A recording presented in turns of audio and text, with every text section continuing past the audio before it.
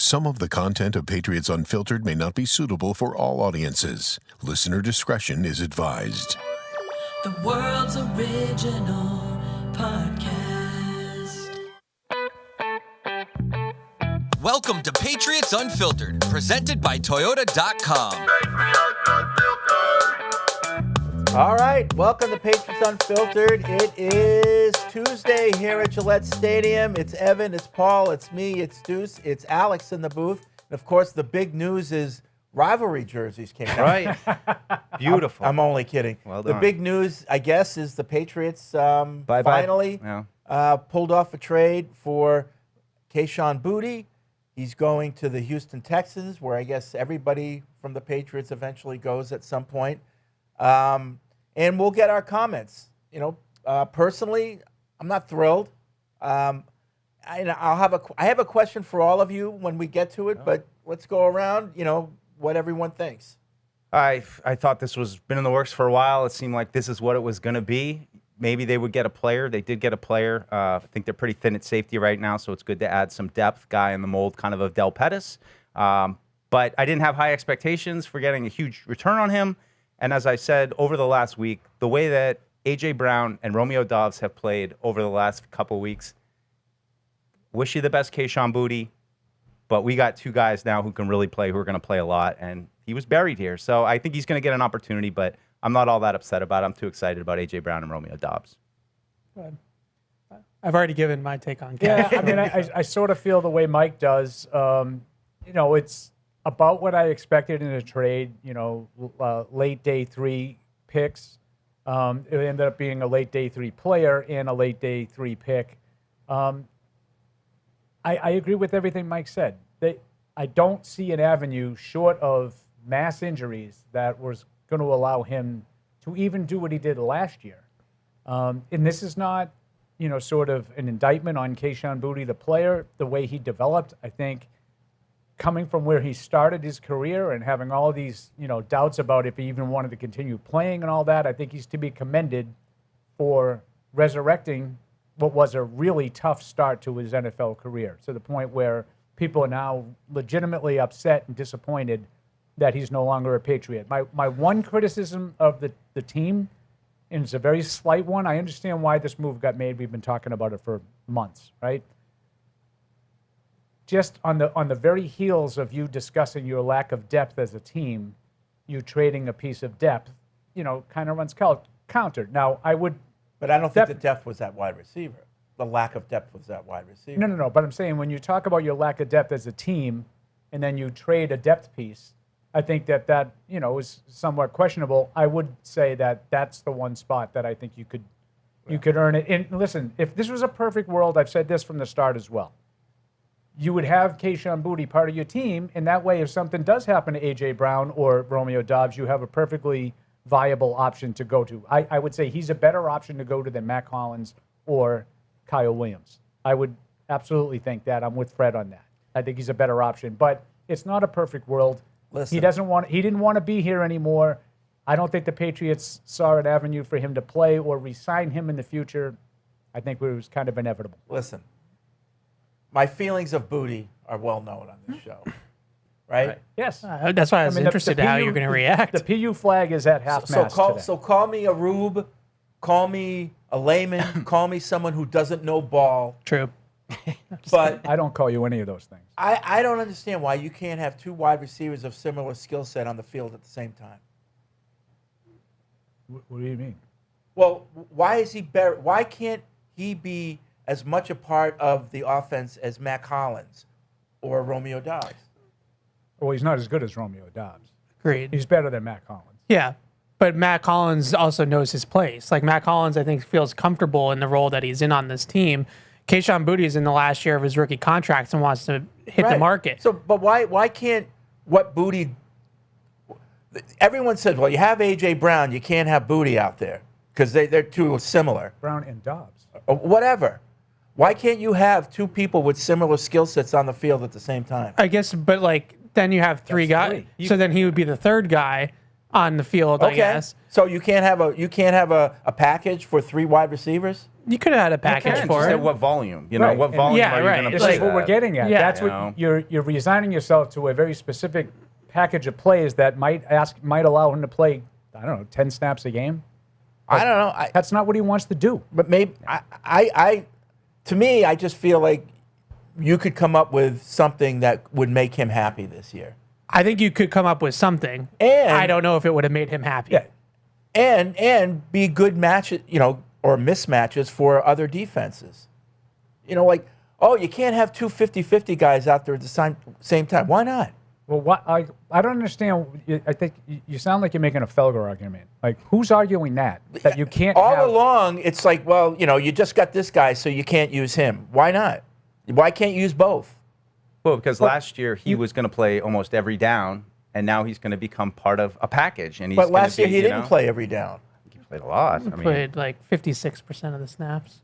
Yeah. I mean, I He think played a that ton last I year. think the problem is just 67. Yeah. 67% of the snaps last year. Offense. I think the problem is like how does he what's the volume of that role that you're describing?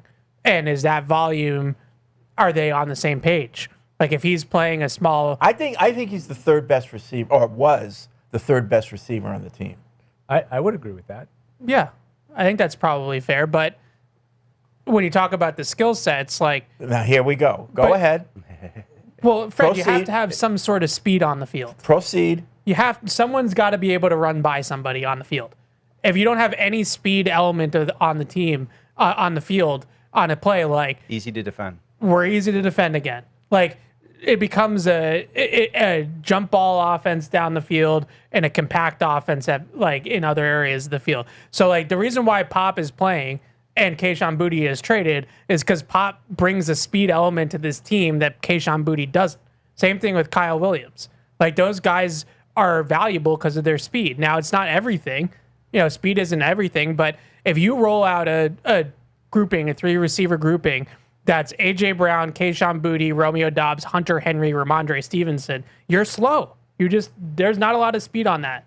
So if I'm a defense, I'm thinking, okay, my safeties walk up the safeties, sit on all the underneath routes.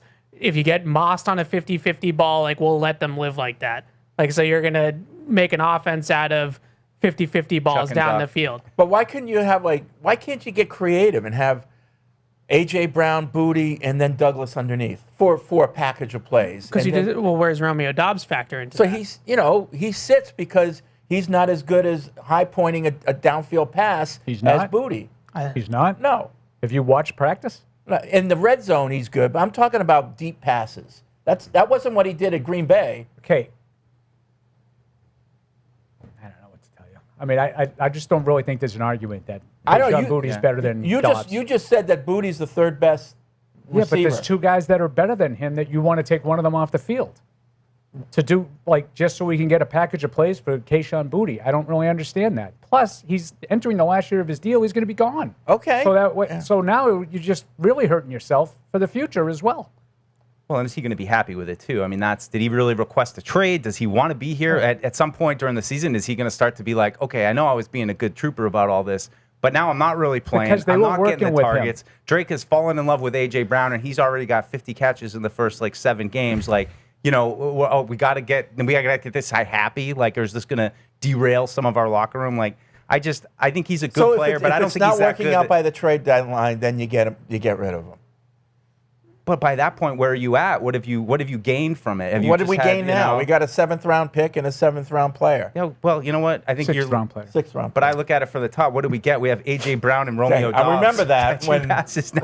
I'm just I'm going to be higher on Jalen Reed, I guess. I really like what he can bring to the table. I think they really were missing a bigger nickel that could play that position he and might play be that good. role. I don't know. Yeah. That could play in the box, that can play over the slot, that can cover tight ends, that can play the run kind of like a linebacker and play the coverage kind of like a safety and do that sort of thing.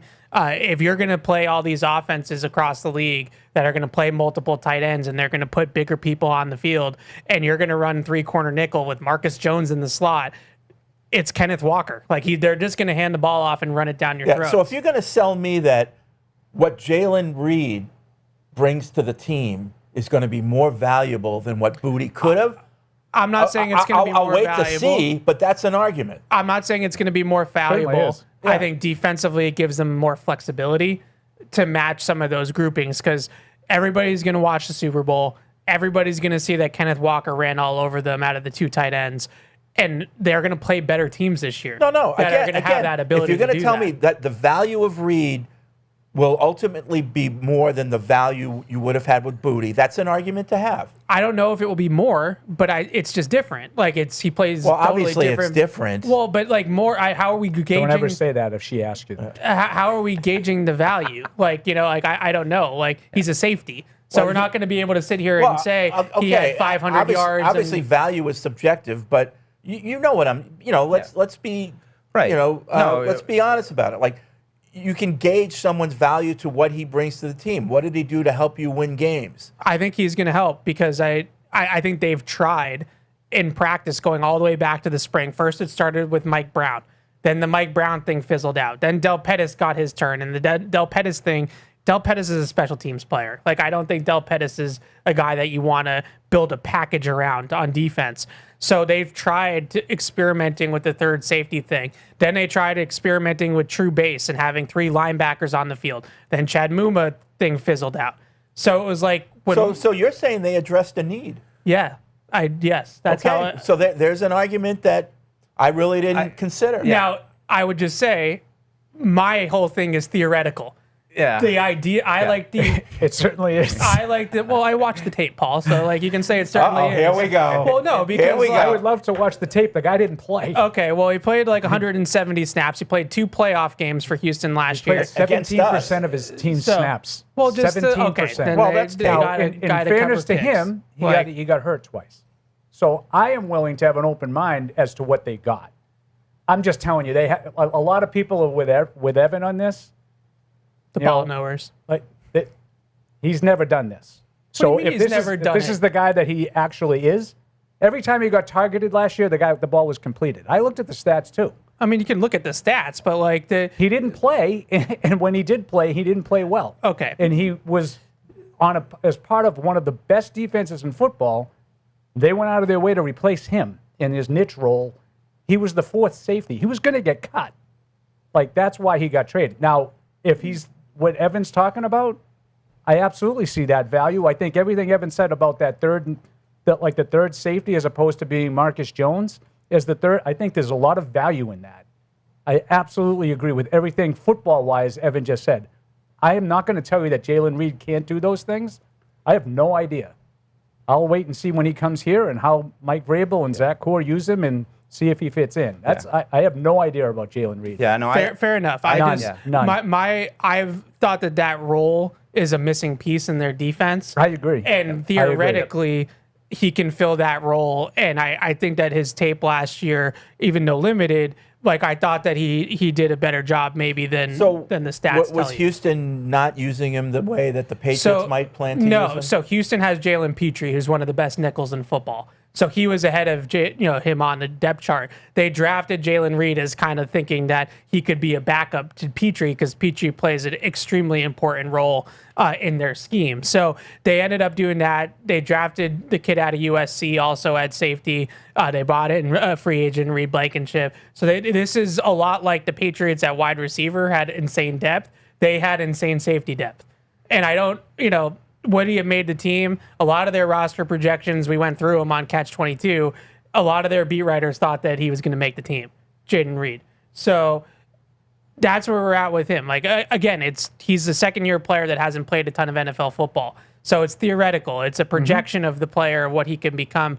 But I think the role itself can be extremely valuable because this is what teams are going to do. They're going to just put bigger people on the field, and they're going to try to bully the Patriots. Yeah. And they have to have somebody that can play that role that can help them I'm picking up everything you're putting down where they're stuck in nickel. And it's not only just being stuck in. I'm with the football part of it. I'm absolutely with. We've got to see on him. I mean, he's played in the box a little. I mean, he played in the back a little, but, I just think they've been stuck in nickel, and not only stuck in nickel, but stuck in nickel with Marcus Jones as the nickel. Yeah. And if he possibly becomes a suitable third complement to Craig Woodson and Kevin Byard, then I think it's a really good move. We need to see it. We need to see him come here in this system and do it. But everything Evan said about how they've cycled through safeties, and coming into this, we were like, they might be stuck in nickel. Some of this depth has to emerge. What's been the theme of the preseason? They don't have any depth. Nobody's really emerged. That third linebacker hasn't emerged. The third safety hasn't emerged. Even the fourth, fifth corner is still a battle to the death. So if this is possibly an answer to one of those questions, I like it, but we'll have to see. And it's going to be one of those things. We'll wait till a game, and then he's going to get out there, and we'll see if he's out there. I like it because I just didn't see an avenue for Booty to play. And if you can somehow have the potential to fill a role like Mike and Evan are just talking about, I think it's worth, rolling the dice for rather than just waiting it out and getting nothing at all for him. To me, that's at least there's a chance that you got something that can help. Yeah, to me, that's the most compelling argument, is that what he is projected to do this year would hold more value and is actually more realistic than what Booty. And it's not just this year; it's 3 years. Yeah. He's got 3 more years on his rookie contract. So if he ends up being a player that can contribute, well, you have him for 3 years now on that rookie contract. So again, like Paul's right, he hasn't done much yet in the league, but I think that the theoretical projection of the player, it makes a lot of sense for what they're missing on defense. And last year, I don't think they played a lot of offenses that could expose some of the things that we're talking about until they got to the Super Bowl, and Seattle had A.J. Barner and Kenneth Walker and had that ability to do it. We're talking about a much different schedule this year. We're talking about a lot of teams that have the capability of putting multiple tight ends. The other team that could do it was Buffalo. I was just going to say Buffalo did it a little bit in December. Yeah. So they're going to be playing more Buffaloes and Seattles of the world this year that are going to be game plan oriented and are going to say, well, Marcus Jones is 180 pounds and he's playing at the point of attack.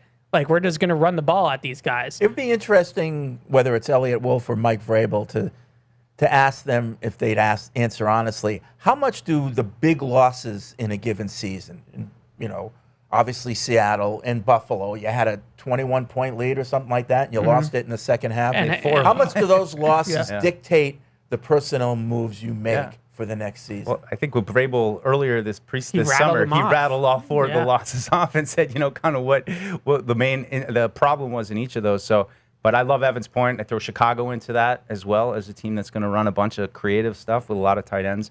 So maybe it gives them some of that flexibility. And, again, I wouldn't be done. Like, I would continue to kind of, consider the Shaq Thompsons of the world and, the Daquan Joneses. Like, I'd keep that in the mix too, to solidify the defense so they're not just like stuck with, and I love Marcus Jones. And I think, in certain situations, he's physical, he's fast to the ball, but, they have to have some change-ups here on defense. Yeah. All right. So I still love Booty.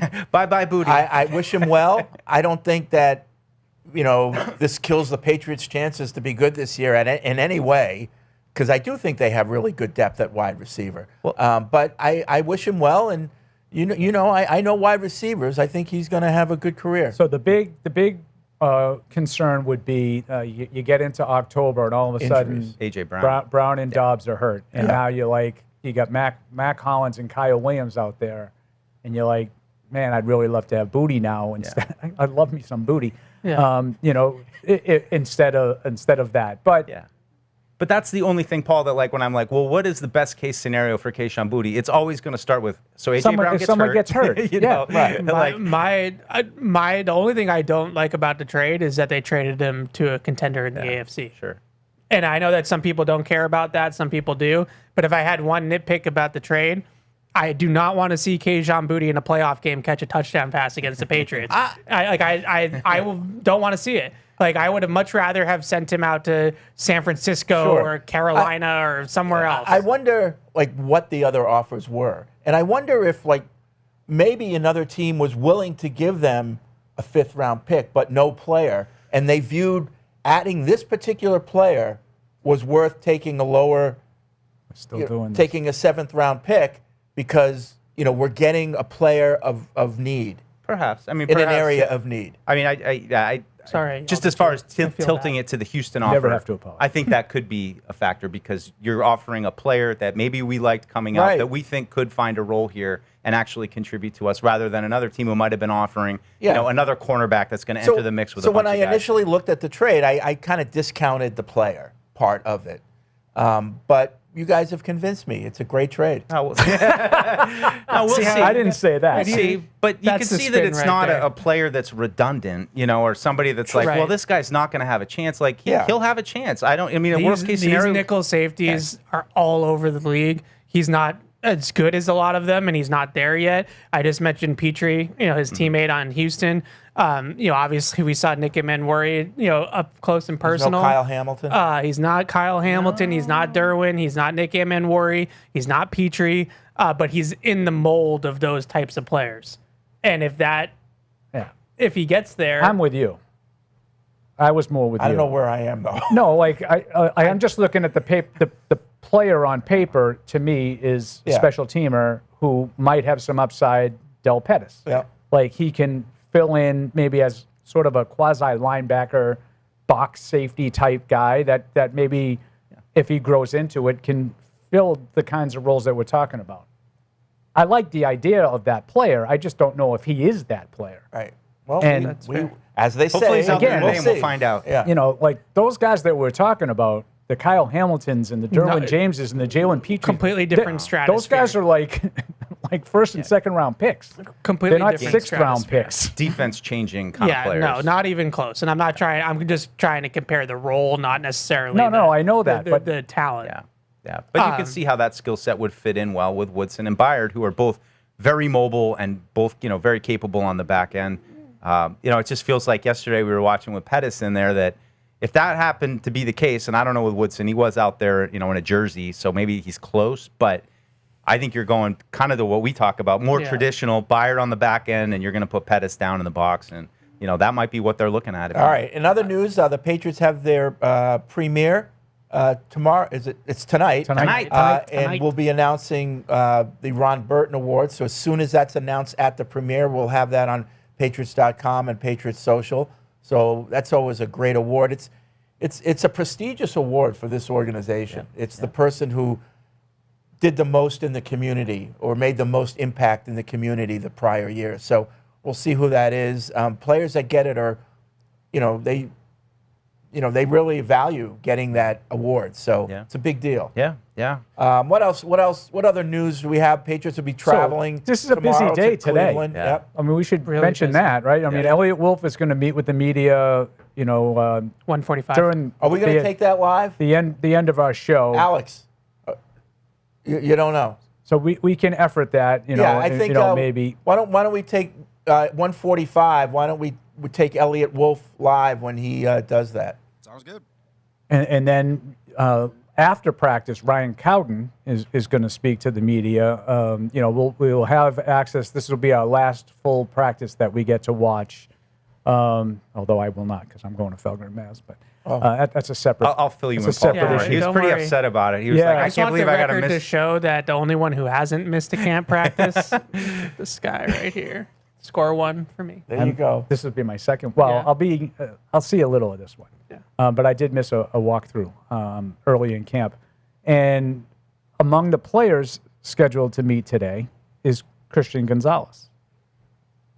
Okay. He's one of the, 4 or 5 players. Which that we they should have. just mention, if people haven't heard, he was back at practice. Back at practice yesterday, full participant too. Not just back Full out go. there. He was full go. Individual periods, 7 on 7, 11 on Right 11. cornerback and against AJ. So what Brown. does that mean? Yeah, Means he's healthy. Yeah. That's all we know. correct. That's all we know. Well, it's him, Douglas Raritan, John Saunders Jr., the training camp interception machine, and GVR, as we're calling him, Greg Van Roten. So I thought I like how you have to think about that as you say his name. Van Jiva- Roten looked pretty good for a guy that probably has been sitting on his couch and waiting for a call last couple of weeks. I thought yesterday was the first time we got to see him playing all 3 spots Yeah. inside. They're getting him up to speed quick. Rotating with the ones. Yep. Yeah, I some should one-on-one snaps at center that I thought went pretty well. So I was, positive takeaway from him. They need him. Yep. Like they need him to be a serviceable backup. And at least yesterday, I thought that he passed the first initial eye test. Why the late practice today? Just to get ready for the a late premiere. game? Yeah, for the premiere. No, for Yeah. the premiere. Oh, for the premiere. You don't want the players because the players all have to be here tonight. Yeah. So you don't want them here at Oh. 7 o'clock in the morning to I got 10 you. o'clock So at they night. came in a little later. Yeah, today. yeah. Okay. Double That would be my. sessions. I shouldn't say that with authority. That Yeah. would be my guess. Okay. Yeah. That would be my guess. That Trying to seems make like it a easy. good I mean, guess. back in my day, we had double sessions. I mean, you're here in the morning, the night. It doesn't matter. So, right? so Mike Vrabel said, 10 straight days of double sessions is probably the best way to prepare a football team. Good. Okay. Anything else before we open it I up? will say, Fred, you mentioned the rivalries uniforms, which another 8 came I out. couldn't resist. But Patriots is that the Patriots announced they will be wearing their rivalries against the Bills here at home this year. So Okay. December I 6th, have- I believe. huge game. I have a gripe about this. Uh-oh. Why aren't the Bills also wearing their rivalry I can't jerseys? do that. Because the Bills have the iced out white rivalry It could jerseys. work. And we obviously wear the blue. Yeah. So it works. Like Yeah, it doesn't and like I actually think it would look pretty sick. But Like don't they- you want to wear your rivalries at home so people can march into the pro shop and buy them? Oh, yeah. Oh, no, they're here, though. but why not- Evan's just saying, why don't they wear their rivalries at the same time rather than I want just the Patriots Bills to wearing their wear. rivalries? And- I want the Bills to wear the iced out Yeah. rivalries against the Patriots. The Storm Blue, and we have a rivalry game, and it's rivalry on both sides. No, but I don't I understand. think the idea is you wear them at home.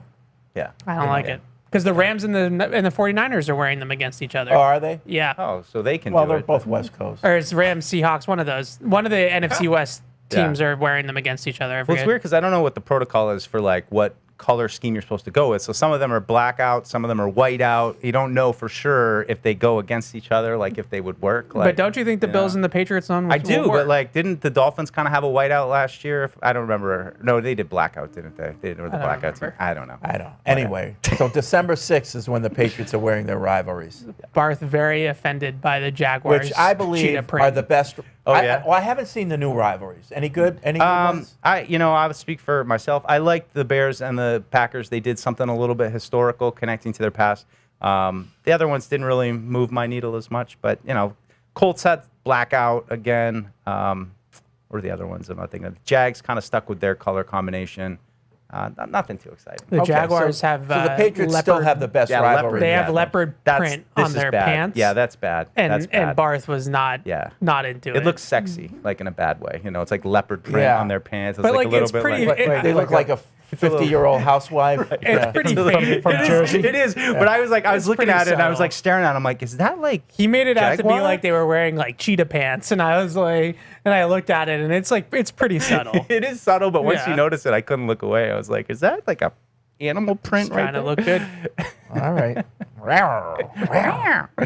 Okay. I'll see these when they wear them in the games that they wear them. 855-PASS-500 is the hotline. Phones are stacked, so let's go to Nate in Connecticut. Nate, we can hear you.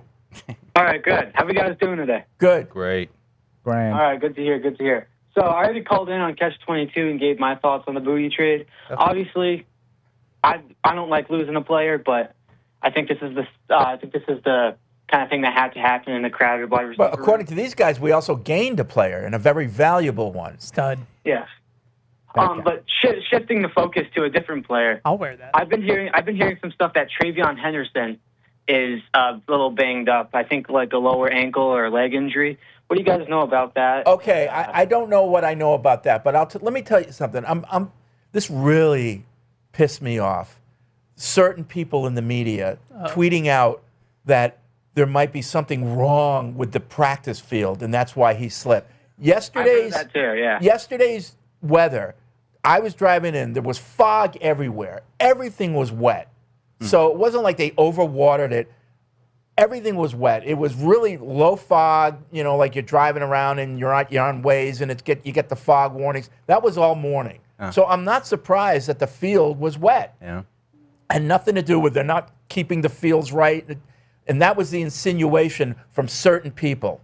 I'm not saying Trolling. that they did anything. Trolling. They did anything wrong at all. People insinuated that. I didn't. We were all like, "This is not." I was scared. Drake did Oh, a yeah, handoff it's and it scary, fell. But it was an issue with the field yesterday. Yeah. That's all Yeah. I'll say. They're on the Thank upper you. field Guys today. It was stand wet.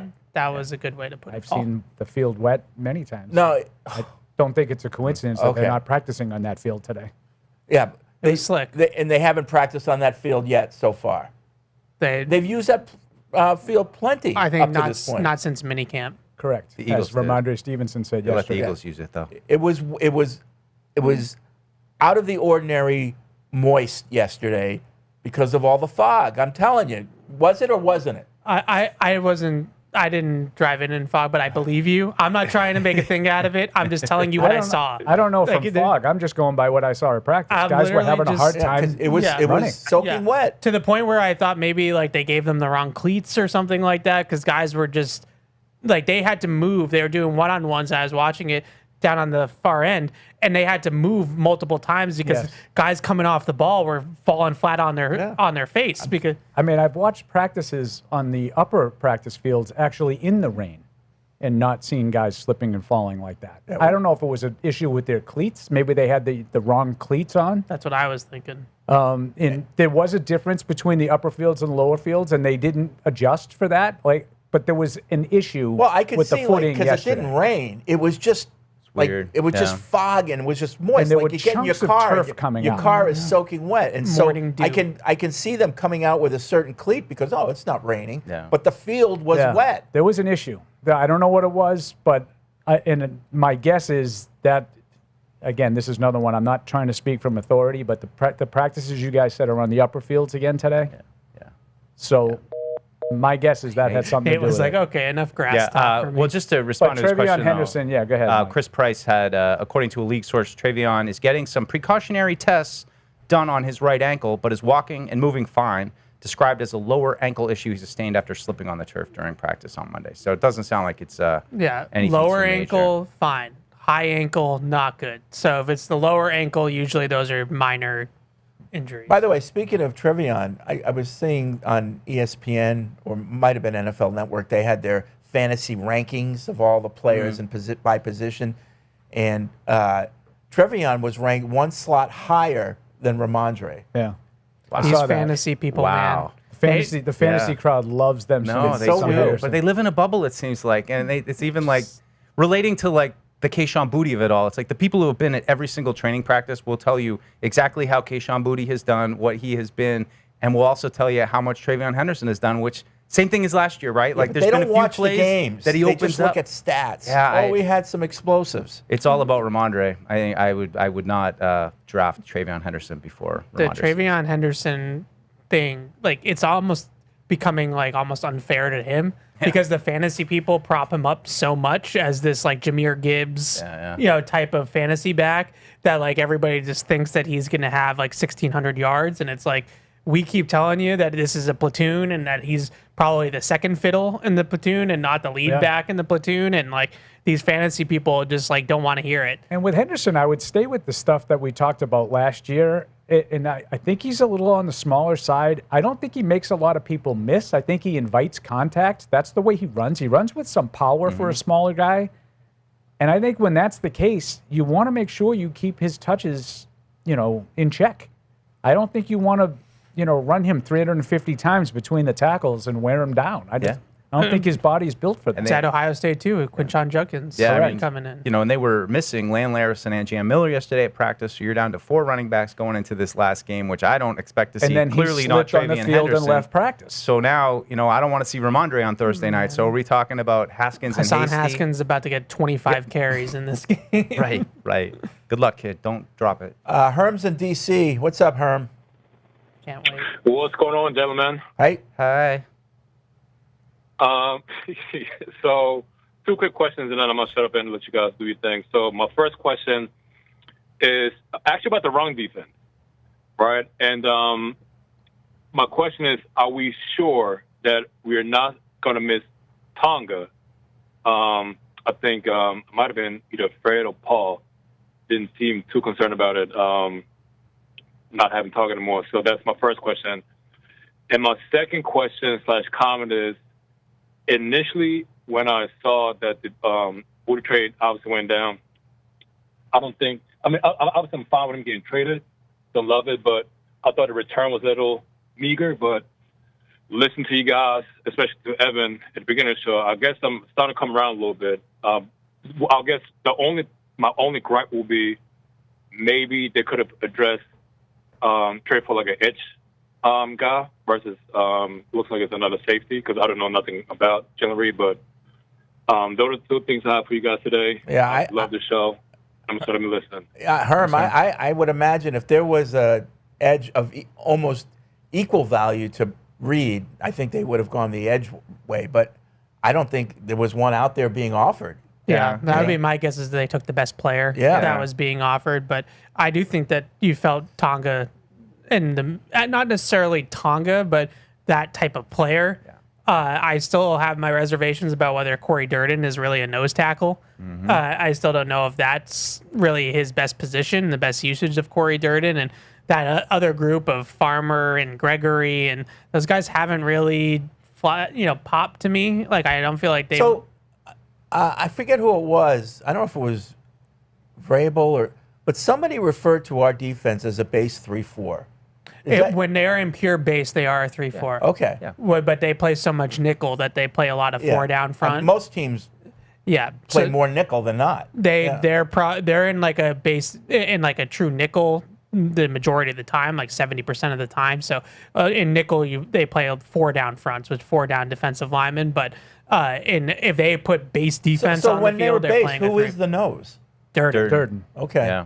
Yeah, they're going Draymond Jones, Milton Williams, Durden, Barmore, Elijah Ponder, whoever the other guy is. So that's a question mark, and I think the Eagles kind of exposed it. The Colts exposed it a little bit, and then the Eagles like really opened up that can of worms in the joint practices last week. So I don't know if it necessarily had to be Tonga, but like somebody in that same body type, same kind of player. Just have a change up a little bit to be able to throw some size and just to put your foot down and say, okay, you're not going to run on us anymore. Like, we're going to go heavy. We're going to stop you from running on us.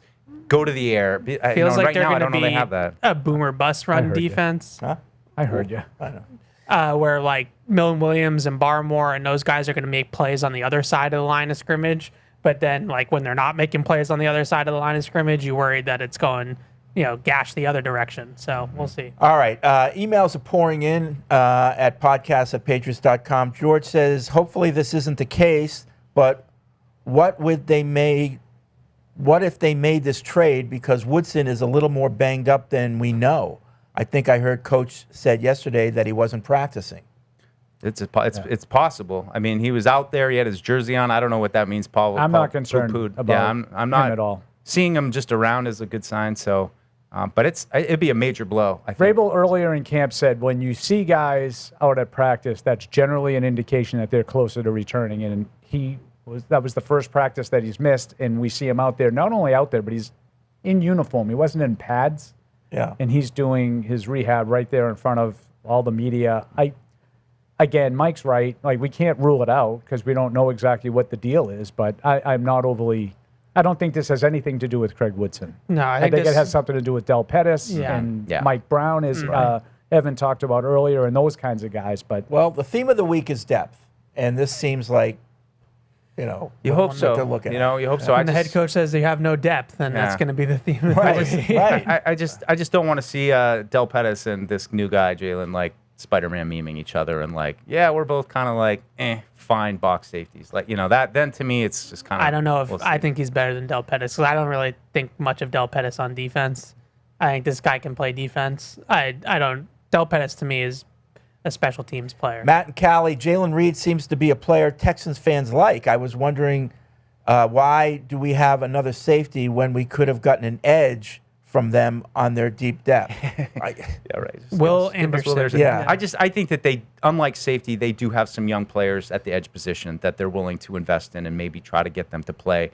Whereas at safety, I don't think you have really anybody with potential. You kind of know what Del Pettis is. Is he going to suddenly make a leap and be a defensive, player? That's maybe a stretch. Jack in Ann Arbor, Fred makes a fair point. Why can't the Patriots have 2 similar receivers on the field at the same time? Does this question suggest that perhaps Booty was going to express dissatisfaction in the locker room with his reduced role? Did the Patriots trade Booty to preserve equanimity in the locker room?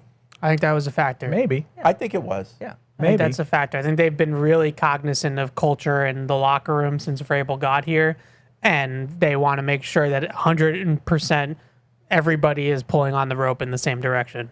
And I'm not saying that he wasn't, because I think he was a great sport about it all summer long based off of everything that we heard from the coaches, but that there was a possibility that it could get contentious down the line if he's standing there on the sideline every Sunday. And so I think that was a factor. And just to get back to the thing, Fred, that you led with about the personnel groupings, and you're right. Like you can use different receivers and different personnel packages, but we keep saying, why can't we have 2? It's 3. So now you want to get rid of that slot option if you want to have Dobbs, Brown, and Booty on the field together. So, and that's okay. Like you can do whatever you want. There's a lot of different teams that do it a lot of different ways. I'm not telling you couldn't do that, but it's not just removing one guy from the offense. And I feel, maybe I'm wrong about this, we'll see, but I feel like Brown and Dobbs are better players than Booty. I think those are better options. I think they both of them are more talented and more versatile. Certainly more productive. I mean, that's inarguable. Yeah. Nick in Ohio brings up a decent point. First of all, thought you had a great season. Second, do we think that Kayshawn and Drake had great chemistry and that elevated each other because of it? I don't believe Stroud is as accurate as May, and I wonder if it will cause Kayshawn to have a slight decline because of that. I still think he's a really good wide receiver, but I believe Drake elevated Booty's play. I guess that's just a wait-and-see scenario. Yeah, I think that's what you hope, though, right? And not even just from Brown and Dobbs, but is Drake May at the point where he's just going to elevate receivers all the time? So, like, he's going to make He did it for everybody last year. He's going to make Mac Hollins look better than he is, and he's going to make Kyle Williams look better than he is. So, like, in that sense, it's just Kayshawn Booty out and Kyle Williams. I wonder how Kayshawn Booty feels about it. I don't even think of it as chemistry. I just think that their skill sets match up really well. I think Drake throws a great deep ball, and he's willing to throw it up. And I think Kayshawn Booty's one skill that is inarguable is that he's got good hands and he can catch the ball down the field, tight quarters. Ben in California, let me rub my crystal ball. There's a lot of cloudy overthinking, but ball knowing going on and denial, coping. Yes, I see it now. January, divisional round, Texans at Patriots. There's snow and freezing rain. It's messy. Oh, no. Booty makes the clutch play that knocks us out of the playoffs. We all sob our way through the parking lots in bone-chilling winds. Not even a piping hot bowl of legal seafood clam chowder can warm our souls. Will this come back to bite us? That is the pointed question I'd ask Wolf if I was Kraft. That is. Or how the hell do you know? That is my only criticism of the trade. Is I don't love the fact that they traded him to a contender in the AFC. That scenario that he played out, that's in the realm of possibility. That he has a big playoff game against the Patriots. And say it all the time. I can't predict the future. Yeah. I don't know what's going to happen. That's absolutely in the realm of possibility. But I do believe if that was the best price, though, like if that was the best trade on the table, then most people would say you'd do it anyway. Yeah. I do believe Drake May is like the piece of this that I couldn't do without. Like all of this, like the chemistry with, like I don't think it was the part about Booty. I think it's Drake May, because there's a similar connection that he had with Diggs and Hollins and Douglas. Like the efficiency numbers were through the roof last year, throwing to everybody except for Kyle Williams. And the only difference there, and this is not a shot at Kyle Williams, I think he was 10 for 21. Considering he was a spot player and only had 21 targets all year, and most of those were bombs, that's not a bad percentage. Like, he had like 3 touchdowns on those 21 targets. And 2 of them, at least that I could think of, like the Giants and the Ravens, were huge downfield throws. The other one was a shorter throw that he caught and ran against Tampa. Yeah. But this is about Drake May. Now, what I would worry about from the Patriots side of this, Evan and I had a little talk about this morning. Mike, you were a little late getting in today. You were busy. Appointment. Didn't even see you this morning. I don't know how realistic it is to expect Drake May to complete 70+% of his passes, throwing it as far downfield as he, quite frequently did. Mm-hmm. Led the league in ADOT, right? Did I use that right? You did. ADOT. Good job. He did that. Depth of he did that off the air too. I was like, whoa. He's got the ADOT down. Yeah. Ball knower. So, but in all seriousness, doesn't there like kind of a regression to the mean? Like, yeah. And I know what's going to happen. It's going to be everybody's going to lose their ever-loving minds because Booty's not here anymore, and that's why it's happening. But it was unrealistic to expect Booty to catch every one of those one-handed contested passes this year if he stayed. Right. Like, I'm not telling you that he wouldn't have, because I'm not telling you he's not a good player. I do think he's a good player. but there was like 3 or 4 of those catches don't happen next year, and his numbers look entirely different. You know, and they weren't just routine plays. Like that one-handed catch against Houston was remarkable. Yeah. Like, And there isn't would that be your nothing biggest that fear? Kayshon Boutte did wrong to not catch that. Isn't that the biggest fear about the season as a whole? Yeah. Like Kinda. 72% completion, that's not going to happen again, especially against better teams. Again, like, when you're throwing it that far downfield, it's probably not going to happen again. Yeah. Now, if you adjust and you start, taking the profits and, and that's why you maintain your high completion percentage, okay, that's different. And maybe a little more opportunity for Kyle Williams now. Maybe this helps his growth. This is a player that you want long term. You don't want him buried behind Kayshon Boutte through this season. And I think that they bring similar potential to the offense. It's going to look different. I mean, Kyle Williams might run by a guy, whereas Boutte might catch it entangled I'll with the guy. tell you one thing, Kyle Williams, if things don't work out for him here, it won't be for a lack of the team trying to get things to work out for I him. agree with that, Fred. Yeah. No, a lot of Kyle Williams support on the coaching staff. Yeah, well, I mean, it's the flashes. He's got a trick, and he's really good at it. Yeah, can you just continue to unlock him with more opportunity? Sean Mack and PA just want to say to the so-called fans, what kind of return were we expecting for Boutte? If I think the Patriots will settle for a backup safety and 7th-round pick, if there was some, again, the wording here. Why think that? Why would they settle for that if there was a better offer out there? I kind of agree with Sean there. People are talking about edge rushers and higher. I saw one local writer or media guy said he thought they should have gotten a 2nd-round pick for him. Like, do you honestly think if anybody was offering something like that, they took a backup safety in a future 7th? Right. Yeah. Like, I don't. But that 2008 7th round is projected to be really good. I agree. 28. Good, because they didn't have a 7th. They finally rounded out the 7th. I also think it's going to be New Orleans' pick.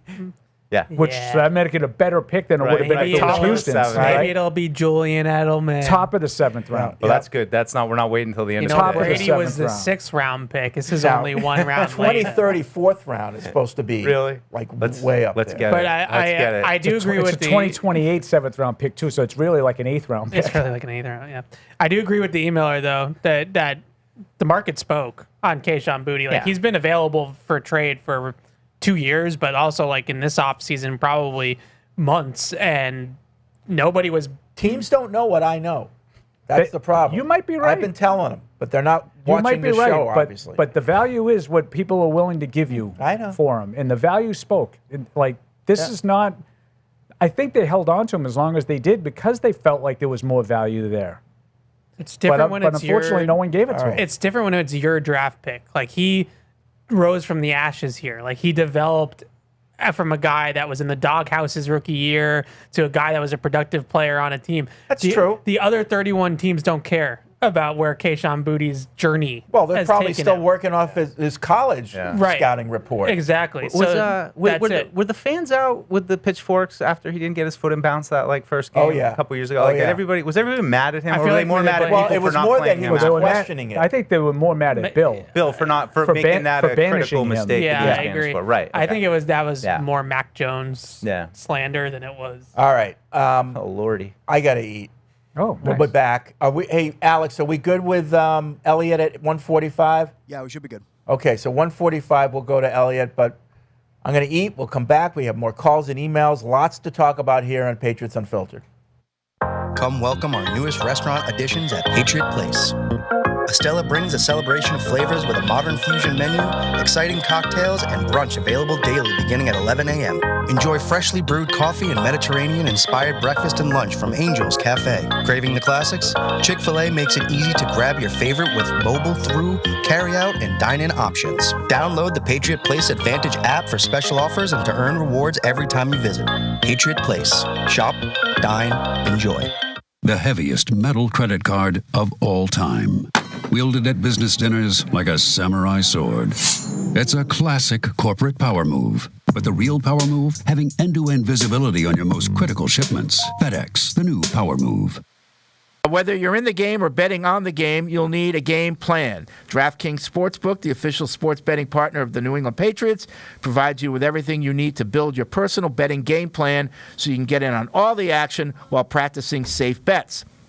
Visit DraftKings.com/responsible-gaming to learn more about all the safe betting tools DraftKings has to offer. Hope is here, 800-327-5050 or gamblinghelplinema.org. Must be 21 plus. Play it smart from the start. GameSenseMA.com. Physically present in Massachusetts. See DraftKings.com/responsible-gaming for details and state-specific responsible gambling resources.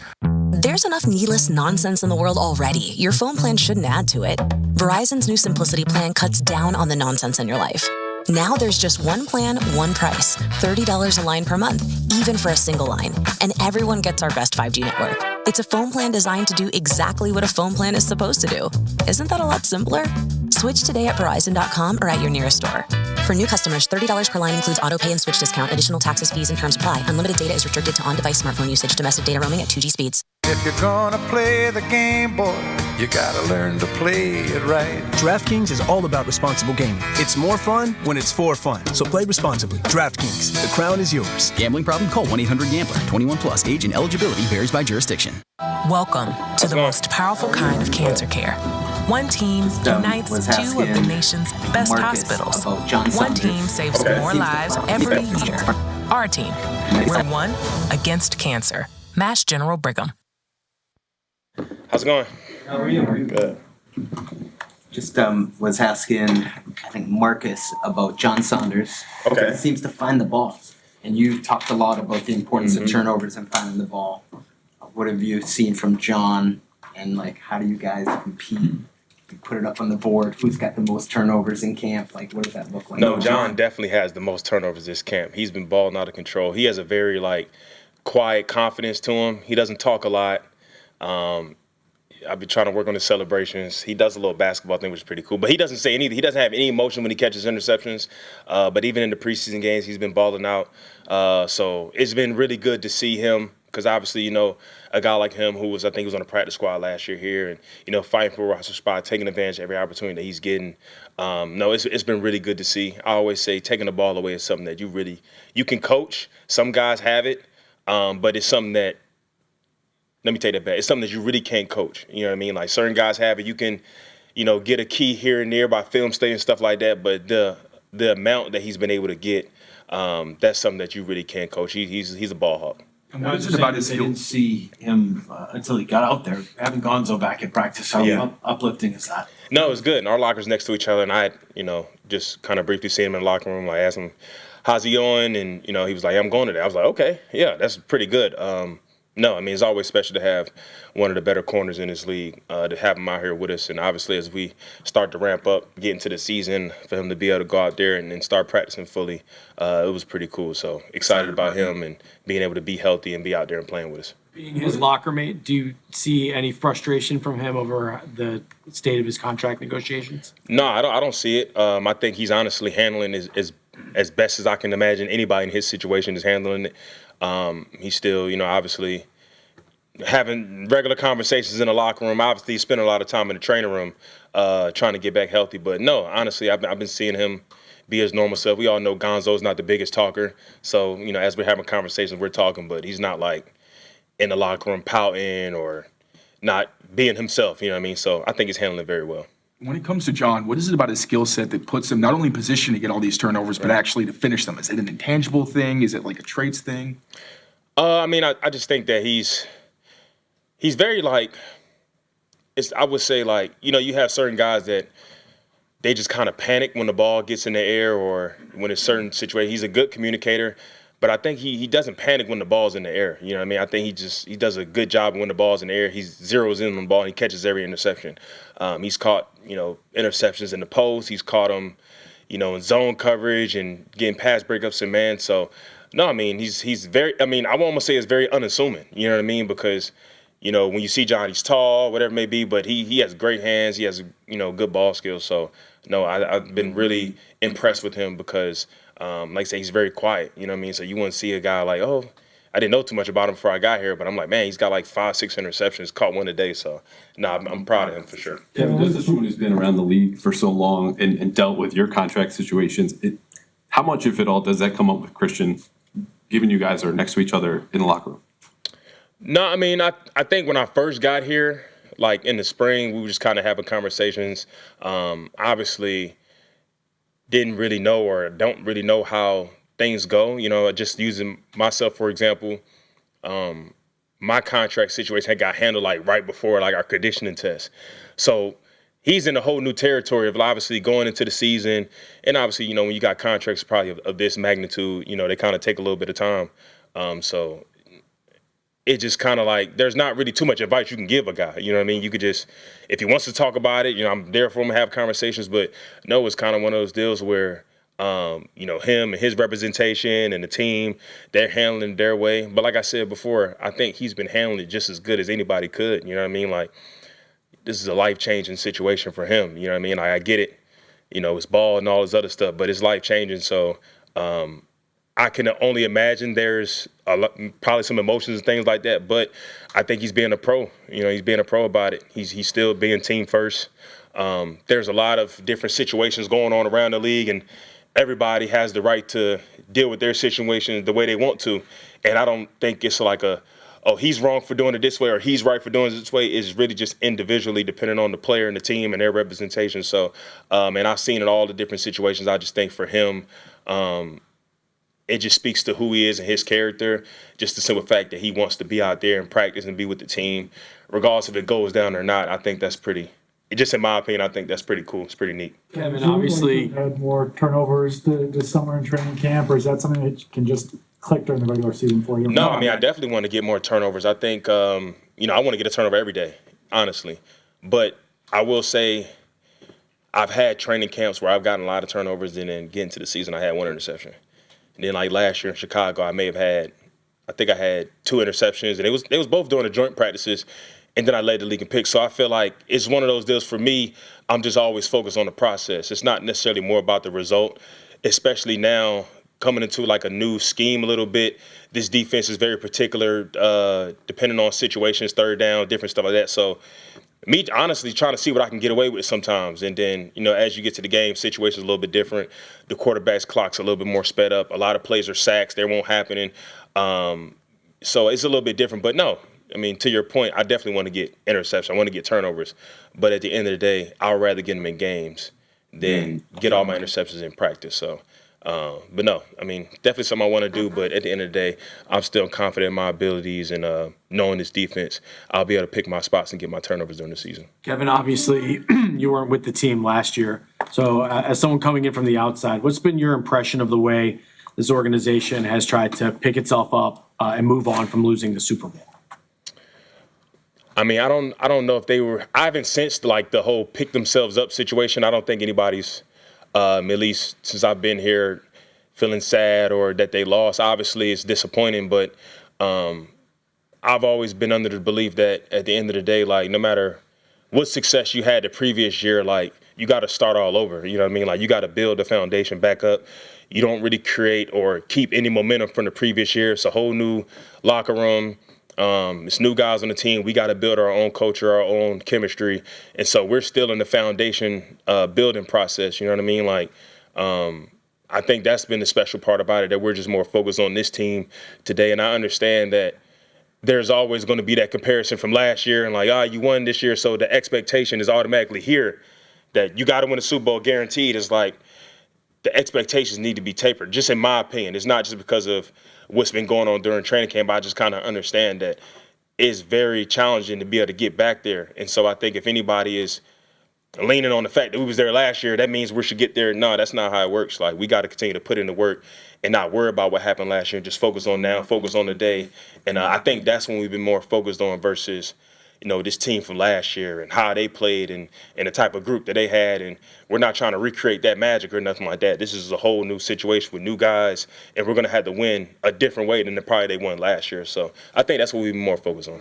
Last question. Mike had said that starters may not play Thursday. Are you okay with that as a starter if you just get what you get out of joint practices? Yeah, I'm okay with whatever the head coach wants to do. I mean, I've had training camps where I played in every preseason game. I've had some where I played in 2, played in 1. I've had some where I played with none with Mike. So it's, every year is different. You know what I mean? Like if coach chooses to play us for a whole half, then I'm with it. You know what I mean? Like you kind of have to prepare in that way. As a veteran, sometimes you want to kind of go in there and get a little contact. You know what I mean? But I'd rather save my body. You know what I mean? Like I feel like it's really just, I'm a player. You know what I mean? At the end of the day, if it's green grass and it's white lines out there, let's go out there and ball. You know what I mean? Like, I don't care if it's 3 plays or if it's 30 plays. I'm going to go out there and try to play my hardest. But at the end of the day, that's just what pros are. You know what I mean? You get no preseason, so what? Go out there. You're still expected to make every tackle, make every play. That's just kind of the game that we signed up for, and we're going to be judged accordingly. So, like you said, however the coach feels about, us playing every game, that's kind of where I'm at with it as well. Yeah, of course. Yep. It's Legal Seafood's Fresh Take of the Week. Dana, Dana, Dana. Yummy. That's pretty good. I don't even know how to respond to that. But I'm going to give you a fresh take anyway. Here it comes. For our pals at Legal Seafoods. I just got a feeling, and this is one, and I just want to state up front, this is not any inside information. I'm just going off of what I'm seeing. I think Christian Gonzalez is close. The signing is close. He comes back to practice on Monday. He's pretty much a full participant, so we know he's healthy, right? Because he was out there doing 11-on-11 stuff. He's scheduled to talk later today. We're going to hear from Elliot Wolf and Ryan Cowden. Fred, you want to say, what did you call yourself earlier, a rube? I'm a rube. Call me a rube. I'm going to fall for this one. I think Gonzalez is close. Okay, that's my fresh take. A fresh take. It's a good take. Certainly fresh. Yeah. It could be so fresh in maybe 44 minutes. That's a lobster roll and clam chowder take right there. Okay. I'll take it. Yeah. Fingers crossed. I think it'd be great. It'd be great to cross that off the list right now and get into the season, regular season, not have to think about Gonzalez, Booty. We're still working on Gabe Akis a little bit, but those 3 questions have at least been answered. All the business would be done, and we can just focus on the Seattle Seahawks and football. So I know you guys are up in the press box during the game. I'm working during next to you during the. But you had did you get any feedback from the press corps on the clam chowder? Oh, it's rave reviews. And they finally realized that they weren't eating. Is this true? Legal seafood up until this year. Well, we got a little gift too from our friends which at I already Legal used. Seafoods. I went literally. We got it Saturday night, and we went right to Legal Seafoods the next Paul day. was in the Bob's Discount Furniture studio. You didn't get it. So didn't get it. What gift? Stacy's handing out gift cards, to everybody at Legal Seafoods. Santa Stacy and not just around. Not just like $6, like $50 gift cards. So great. Okay. I was going to say. We weren't sure. It doesn't really matter that I wasn't there. I wouldn't have gotten one anyway. We never weren't sure. We're like, I don't know. We saw him going around, and then even when he came up, there were like a couple left, but we got in, and we the next day went to Legal Seafood, had a wonderful lunch, as always. So it was great. Yeah. But also a great display, Fred. I'd say of the clam chowder. Now we got and the bisque. Legal and lobster bisque. Lobster bisque. You remind me of Elaine Bennis every time you say, I had the bisque. I did have the bisque. I'm going to work it into the lineup this year, I think. Halftime chowder.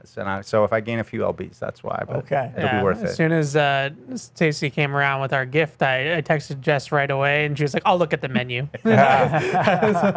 Hey, great. So that was very nice. Yeah. Thank you, Legals. Yeah, thank you. All right. Let's get back to it here on Patriots Unfiltered, 855-PATS-500.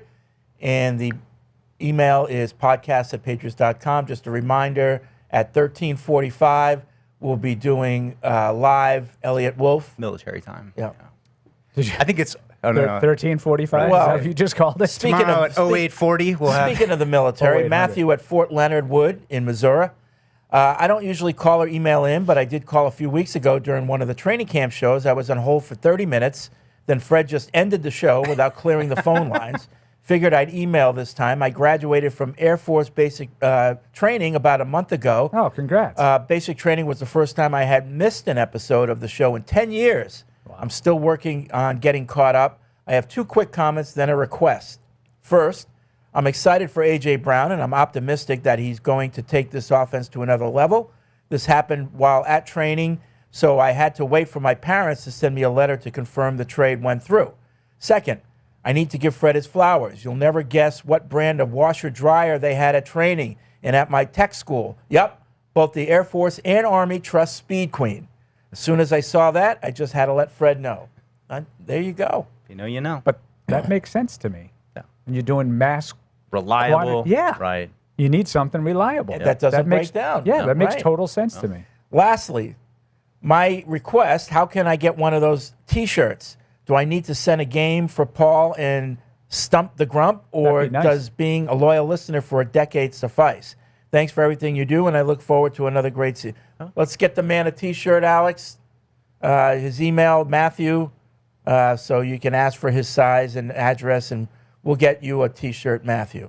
Yeah. So that was a good email because you mentioned Speed Queen. Sorry for leaving you on hold. Forever. Speed in Fresno, have we heard from him in a while? Nope. I don't know. No. Keyshawn Booty trade is now official, by the way. Yeah. Oh, okay. So we don't have to say reportedly Okay. 100 times. Do you think there's any false confidence stemming from a Super Bowl run on the heels of a soft schedule, or is confidence in this team justified by the roster moves in progress in the Vrabel era thus far? Confidence. It's important to have when you're on. Sorry, were we doing reads? Listen, Bridgestone tires. I think it's justified. Yeah, All right, let's do it. absolutely. Yeah. It's important to have confidence when you're on the road. With Bridgestone tires on your car, truck, SUV, or minivan, you're riding on tires you can trust. Bridgestone tires are engineered to give you peace of mind so you can focus on enjoying the journey. So whether you're on your morning commute, a cross-country road trip, or a relaxing Sunday drive, Bridgestone tires will be with you wherever life's roads may lead. Bridgestone, solutions for your journey, available now at Sullivan Definitely Tire. a professional segue there. There we go. Well, I couldn't help it. Kristen's thrilled. Did you ever notice every time Mike says tire, he says Tire. it like he's in the NASCAR Yeah, I don't know business? why. Like, Tires. Tire. He also has, over time, I'm sure, incorporated a lot of a Canadian accent into his speech. Yeah. You betcha. you do. Yeah. You have some. Are you a Hendricks Motorsports guy? What's that, eh? So you're like a Fenway chameleon. Racing. A little I bit. love it. I speak I tend Canadian. to do that too. If Yeah. I'm around somebody that talks a certain way, I start to. Oh, yeah. Yeah. No, yeah, eh? No, I spent some time in Canada. They definitely like the A's, and there's, TJ's definitely getting a little drawl. who was it? Was it Gabe Ackus? Gabe Ackus was talking. He's talking about the organization. And Yeah. I was like, Gabe Ackus got a little Canadian in him, I guess. House. The organization. Illinois, maybe they, Yeah.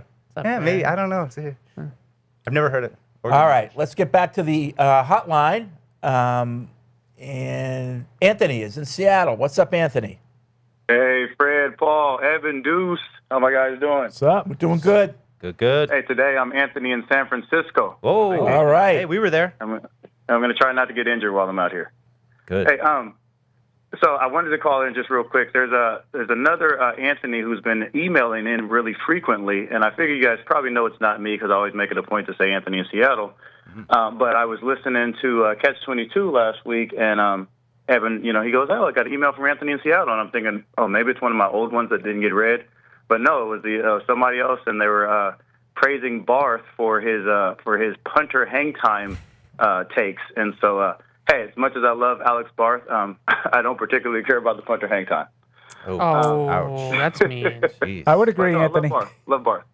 Hey, speaking of Alex, though, another Alex. So when I was at the joint practice, my wife and I was there on Wednesday, and she came out and found us, and wow, she just was so gracious with her time. She talked with us for I'd say 45 minutes. I was surprised. I kept waiting for the Christian, all right, guys, but never came. There was no signs of her needing to move on to the next thing. It was, she was really awesome, and I just wanted to give her some public praise and thanks for that. And the last thing is I never got my PU shirt, so still looking for that. Yeah. Did you take a picture with Alex? I did. And All right, send it in. We'll put it in the newsletter. Nice. Yeah. So I'll send it to you guys, then. I'll email it to the show right now. Yeah. No, sorry, Anthony, we couldn't get out there. She tried to get us out there too, and we were busy Thanks, doing our Anthony. wrap-ups and Yeah, our we were writings and our actually videos on and the air, stuff. and now that Alex doesn't, come on the air anymore, I don't know where she is. No, She's with she Aunt obviously Michael had Bay. 45 minutes. Now, Doing she's some had great a lot. crowd work, yeah. She's had a lot of different stories and She has a good one, community-related on, things. Yeah. And Michael. Got one up on Aunt Michael. The girl's Yeah. been turning out content left and right. So, yeah, great stories from camp. We were talking about on Catch 22. We were talking about positions where they have depth and don't have depth. Obviously, going off of Rabel's comments the other day, and I jokingly brought up punter because they now have 3. If you count Baron Morton, they have 3 punters. And so I was trying to give Barth time to flex his punter muscles, and he goes with Baron Morton totally serious. Could have been better. So I was on Sunday, right? So Alex was on the Sports Hub Sunday with Andy Hart. Yeah. So Andy had asked me Sunday kickoff. if I had minded, doing a quick phone hit. So I go on and we were, laughing about Baron Morton, and I kind of indicated that the original thing, the stuff that we talked about in the post-game show didn't really pass my sniff test. Mm-hmm. And then I was like, and I'm sure Barth has the hang times from Morton's punts. Yeah. He rattled them 4.84 off. He rattled them off. And I was like, you need help. You Yeah. absolutely need help. He said that it could have been better, and I was like, "Come on!" Like That's how we ended. I go, well, yeah, we got to work on that plus 50 punting, Alex. Yeah, and then he said that Touchbacks. Vrabel said the same thing. I was like, "Yeah, Vrabel was busting balls. Like, he obviously knows he put the kid in a tough spot." Poor Barthy.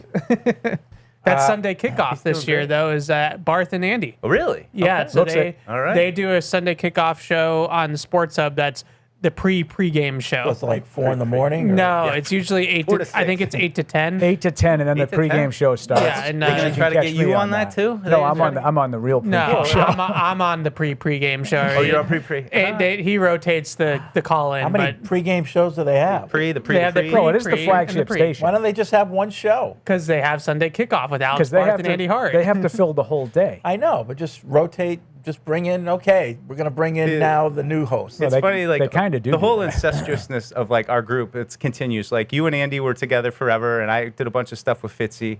Then we kind of swapped partners. Now Right. Evan, now Bart's going with Andy. Like, it's always this is weird. Who's doing the post game show? I think Oh. Dondero and Joe Murray are still doing Oh, that. that's a tough listen. I don't know for sure because Barth comes to the games and he covers the games for them. So, but yeah, he does Sunday kickoff, and he said it today. I guess that's now official. That's going to be him and Andy. That Dundari's a little pit bull. I feel like Andy's He gonna. just latches onto something. He doesn't let go. Do you think Andy's gonna needle Barth a little bit on that show? Is that Maybe a little bit. I'll tell you what he doesn't latch onto is reality in any way.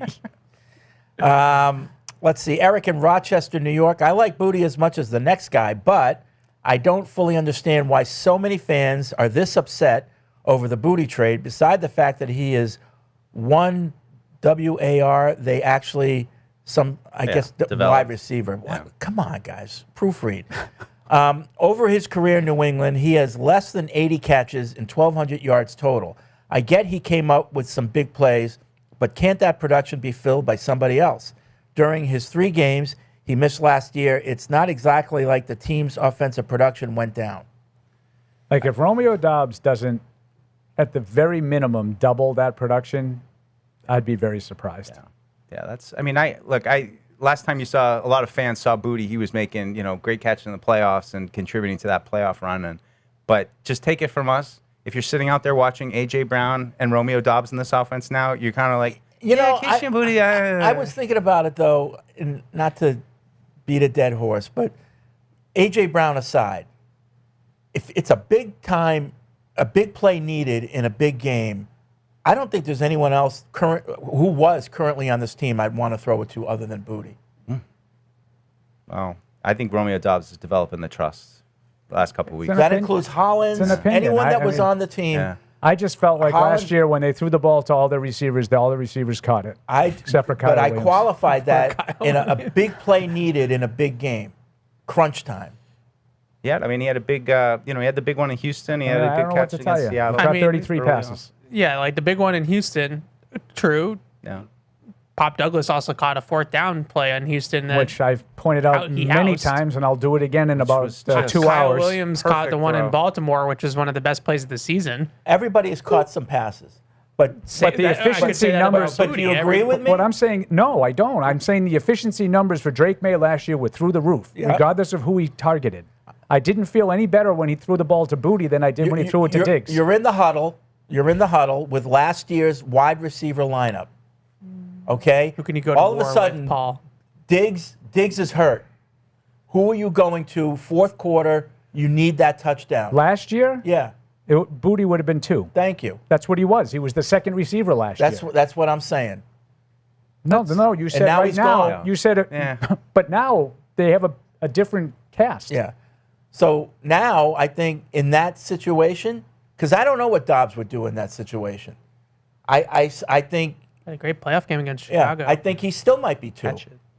In crunch time, you Yeah, got to have it. I think Dobbs is a better player. I think Brown's a better player. And this might be a projection, but I think Douglas is a better player now. Maybe he wasn't last year. They were the same last year. I think Douglas has made a leap forward. Yeah, I like that. I mean, I just think it was too sporadic from Booty. That you can't count on it. Like, it's nice to chuck it up there, but these are, I mean, what is always what else? For him to have a higher volume, he had to develop more routes more branches on the tree, so to speak. Like, he had one really good specialty, has one really good specialty. I feel the same way about Kyle Williams. Like, I know Kyle Williams can run a go route. I don't know if he can run anything else, and I think that's the big question with him. It was the same question with Booty. Like, how do you go from 33 catches to 60 is by diversifying your repertoire, having other routes, all 3 levels, things like that. So far, at least, Booty's only shown that he is really good at one thing. That's a good thing to be good at, though. Ellen, Wisconsin, I don't think you need to worry about Booty catching touchdown on us in the playoffs. He might be a good player, but Stroud is still throwing the ball. I hope Gonzo and Davis would know what he can do and prevent that. But how did you? I'm curious, Paul. Here. Taking out that you knew it was the right move. How did you feel about Drew going to the Buffalo Bills? Oh, that was like someone gave him the first round pick. I didn't have any issues with that at all. Yeah. I think you go where you get the best option. Now you can make an argument for this one. If you weren't going to get anything for him, then you give him. Then you can find someone to give you a 7th round pick and a 6th round pick. But that's the Evans point about Houston. I'm not a big believer in that kind of a fear factor. Like, I feel like I would keep the guy if I really thought he was going to be the difference between me advancing or not. Yeah. Let's go to Chucky in Wisconsin. What's up, Chucky? Chucky. Hey guys, how are you doing? Good. Thanks for taking my call. Yeah. Hey Fred, great news. One of my family members just got a job at Speed Queen. This is unbelievable. So where are their corporate headquarters? I don't know about corporate, but they're in Ripon, Wisconsin. Okay. All right. Yeah, they have a friends and family discount, maybe? There might be 800 to 1,000 employees there. Nice. They do great work. Yeah, last great American company. Yeah. So, hey guys, just my 2 cents on this whole Kayshon Boutte trade, right? First, totally respecting what Kayshon did for the team, and that catch in the playoffs in the snow was one of the more amazing football plays I've seen in my life. Also respecting A.J. Brown, and whoa, what a phenomenal athlete. And as a second-tier Packers fan, I got to watch Romeo Doubs quite a bit last year. I wanted him to walk home from Chicago after the onside kick mistake. But if we look back at the value of the trade yesterday, I guess my question is, if Kayshon Boutte was really the number 2 option last year, up for debate, why didn't the Patriots give him more snaps for, more packages? And frankly, why would you have to go out and look for Romeo Doubs and A.J. Brown if this guy really was somebody, let's say, on the level of a 2nd or 3rd round pick, thinking of Matthew Judon in our most recent Patriots experience? So just curious what you guys lost think Diggs about too, that so you had to angle replace that evaluation. production. Yeah, well, and I think he did have, Mike, if you're looking it up, I think he did have the 2nd most snaps.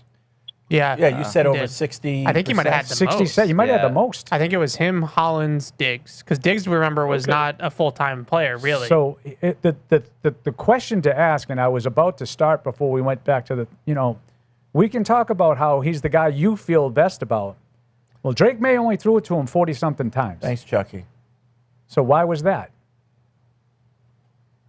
I don't know. In a lot of those games early, they didn't throw the ball a lot. But I keep saying the same thing. It's because he has one trick.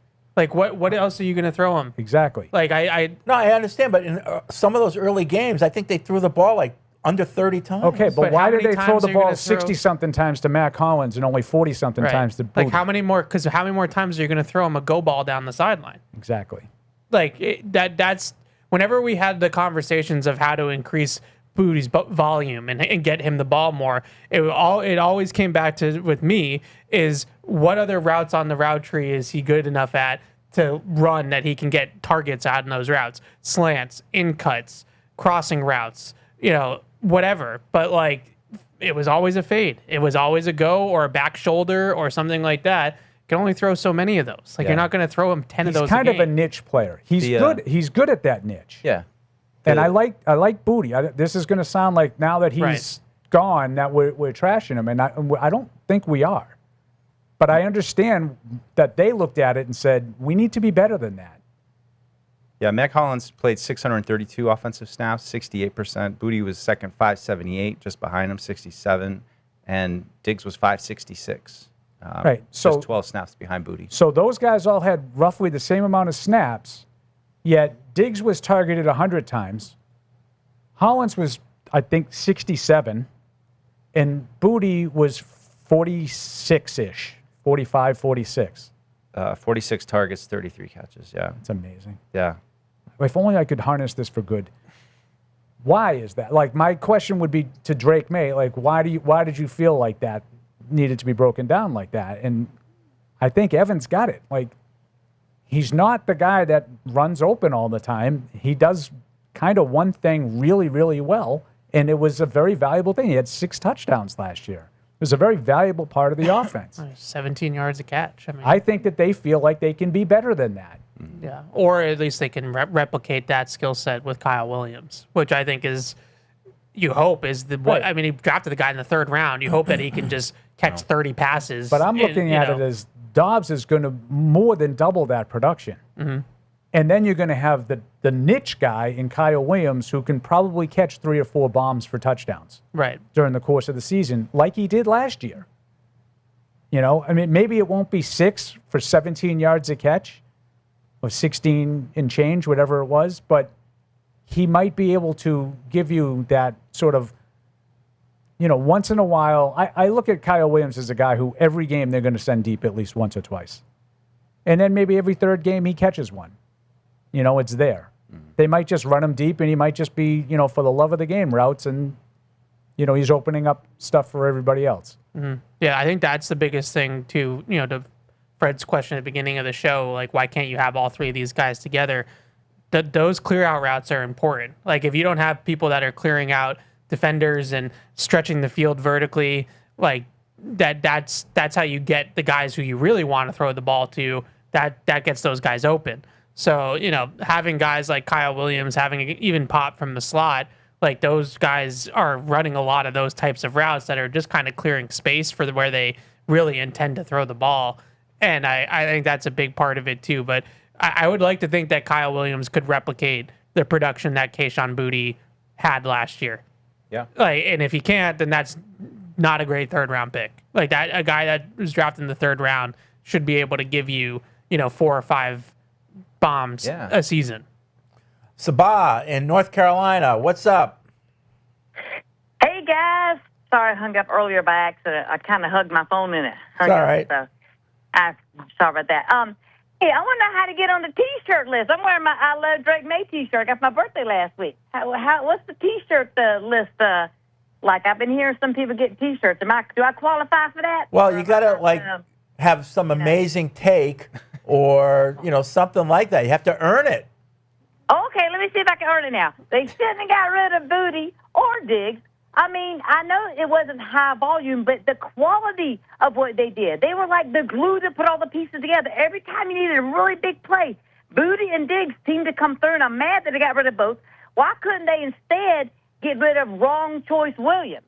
I don't like him. I mean, and he's younger, and maybe somebody would give us more for him than Booty. So, did you see if I said us? Did you notice? I said us. Yeah. Turning. The tide is turning. I said us. So I'm upset. Like, Drake May is a young quarterback, and he needs all the help he can get to really stay successful like he's been. Why mess up all the mojo? I don't understand. And why keep Williams? I don't even like Williams that much. You know me. Well, they like Williams. Maybe that's good. Yeah, they like his speed, and they like what they think he can do eventually. They like his contract. Yeah. They think Brown is better than Diggs, and they think Dobbs is better than Booty. And they like that's the short answer to this. And they like Williams' contract. Okay, Booty will not be as good with that guy from Texans throwing to him. I can guarantee you that right now. You heard it here first. So this is Okay. this is how this is going to T-shirt? unfold. So I can never All be right, proven all right, Sabat. Did I earn it? Your T-shirt is going to go to review by the judges, and you will hear from us shortly. Thank you for calling. Thanks for your All right. consideration.